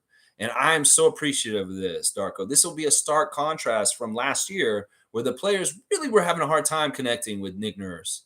So I'm excited that you're a people person. And we really do appreciate you coming here. And I do hope to see you again very soon. All the best to you, Coach Rajokovic. And have a great Thursday. And hopefully we'll see you again. Yes, clap for him, David. Clap. All right, let's see. Cowboy saying, I wish I could chill with family. Gotta go, Lex. And Raptor Freaks, we'll watch later. Everyone have a great day. Salute the real ones. Have a blessed day, family. Let's go, Raptors and Darko. Yes, Cowboy, you go ahead and have fun too. Ta-da. Out there helping the masses in the city, doing odd jobs. Look up Ta-da on the phone book. They can help you with anything you need done around your house. MSJ saying, I get back to Canada on the 7th of July. All right, MSJ, we'll make sure it is in like maybe the week after that. We'll make sure we got our get together for that so you can come to it, because we'd love to see you there for sure. Country Kong saying, good morning, Raptor Freaks. I'm so excited for the draft next week. This draft seems tailor-made for the Raptors with the depth of guards it has. I like Keontae George, Cason, Kobe, and Jet Howard. Yes, and yes. It does seem like there are some specific need players that will be kind of available for what the Raptors need in this draft. I really, really like Hawkins. Oh my gosh, I like Hawkins. I do like Cason. Keontae George looked fine to me too. Yeah, those other two guys, we'll see. Paul B saying, can we get Darko to pronounce Toronto? I don't know. Just let the man pronounce it how he's going to pronounce it. It's going to be how he does it, Paul. It's just going to be how it is. David's saying Simmons, Sharp, and the 3rd pick. There you go. That sounds about right. You really want Pascal, Portland? It's going to have to be Anthony Simons, Shaden Sharp, and the 3rd pick. All 3 of those for Siakam. Is that too much? Is that too high a price? You guys don't want to get rid of either Simons or Sharp. I know. Well, we don't want to get rid of Siakam. It's going to take 2 of y'all's S's to get 1 S from us. And that's what I'm saying right now. David's driving a hard bargain, and I get behind it. That's about how much it's going to take if you really want Pascal next to Lillard. MSJ saying, I suppose an OG trade or any trade would come later to some contender who needs his skill set at the trade deadline. Dumb take of me to think now would be the time. Just draft a point guard, Raps. Well, it's just that everything in its right order.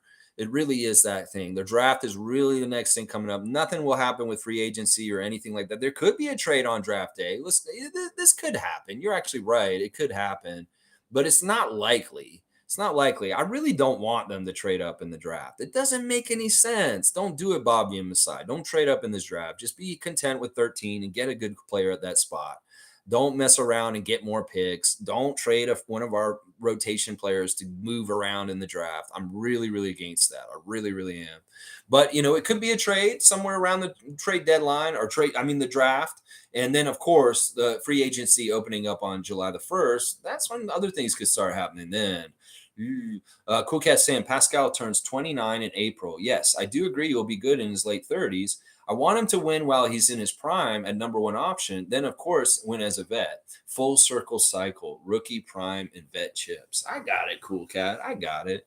I got it. Well, what if he can do it in Toronto in the next couple years? Like, what if we are going to be closer to a championship because of our coach and because of some really, really smart stuff we do very soon with movements? We'll have to see, Cool Cat. But I get it. I get it. I just want to make sure that we understand that, Siakam in some ways is different than Fred. He may have a longer shelf life for certain things in the league than Fred does in certain ways. Duke's saying, I've always said the talent was always there with the Raps. This season was a disappointment, but with Darko, I'm sure we'll get back on track. Yep.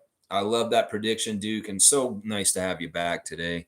Yeah, I think that Darko is the right guy to get us back to the winning side of things and winning much more often and feeling good.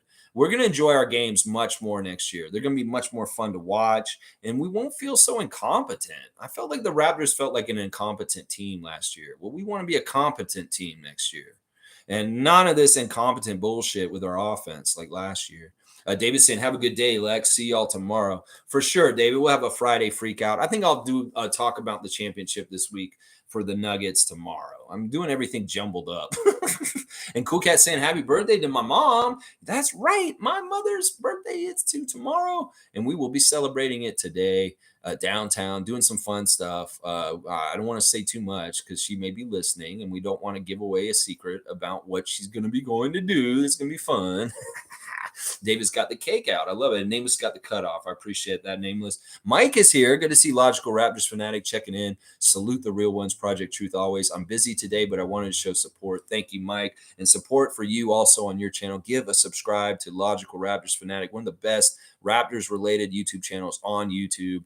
Always good to see you, Mike. And Cowboy, happy birthday to Mama Dukes. Thank you. Bam, bam, bam. David's laughing. And Cowboy saying, Raptors are going to be scary this year. Let's go, Darko. And W Stream, Fiercey. Thank you, Fiercey. All right, just real quick, let me wrap up.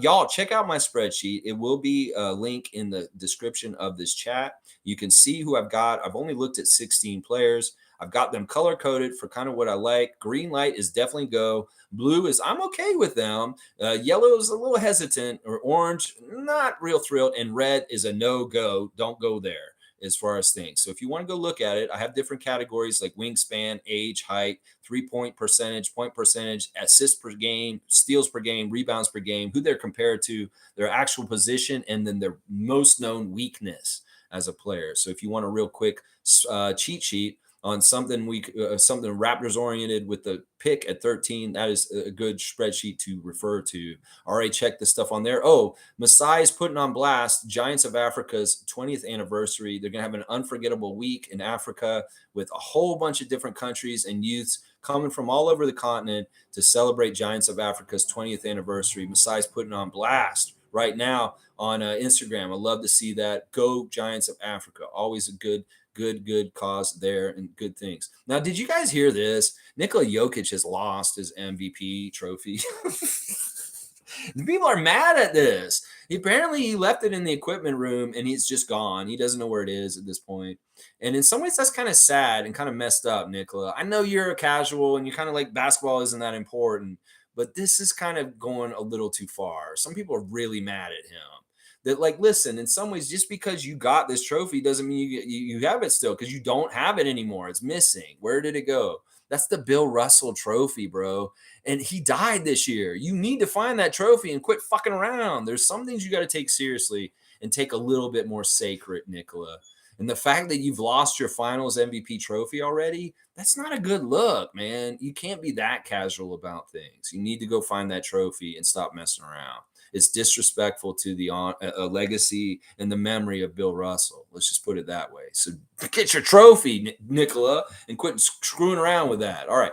Thanks for watching me, y'all. Tomorrow, Friday Freakout, and I appreciate everybody for being here. Thank you, Coach Roy Yakovic, for joining us this morning. Very, very much awesome. Cool Cat saying the Denver equipment manager took the trophy and cleaned it up. Okay, good. So they do know where it is. It's just that he lost track of it. Thank God. It's like, if that thing's showing up on eBay, I'll be like, what are you doing, Jokic? You're crazy, man. You can't do that. Have some respect for Bill Russell is what I'll say. All right, y'all. Thanks for watching me. And yeah, everybody, if you guys have names that you want me to check out, that are possible draft prospects for the Raptors to take at 13, drop those names in the comments on this stream, and I'll go look at them and give you my honest take. If there's somebody that's not on my spreadsheet already, or somebody that you are really highly on, thinking good things about, I would love to check them out, because honestly, y'all's opinions and how y'all feel about things are very important to me. And we are a think tank. And I want to know who y'all think it would be good, because I want to go check them out. I'm going to definitely go look at Kobe Buffkin some more, since so many of you guys were really big on him. So I'll definitely go look at him some more today. All right, y'all. Thanks again for watching, and I'll be back tomorrow. Let's go, Darko. Thank you for being here, and let's go Raptors. Bobby's going to pick a good one, baby.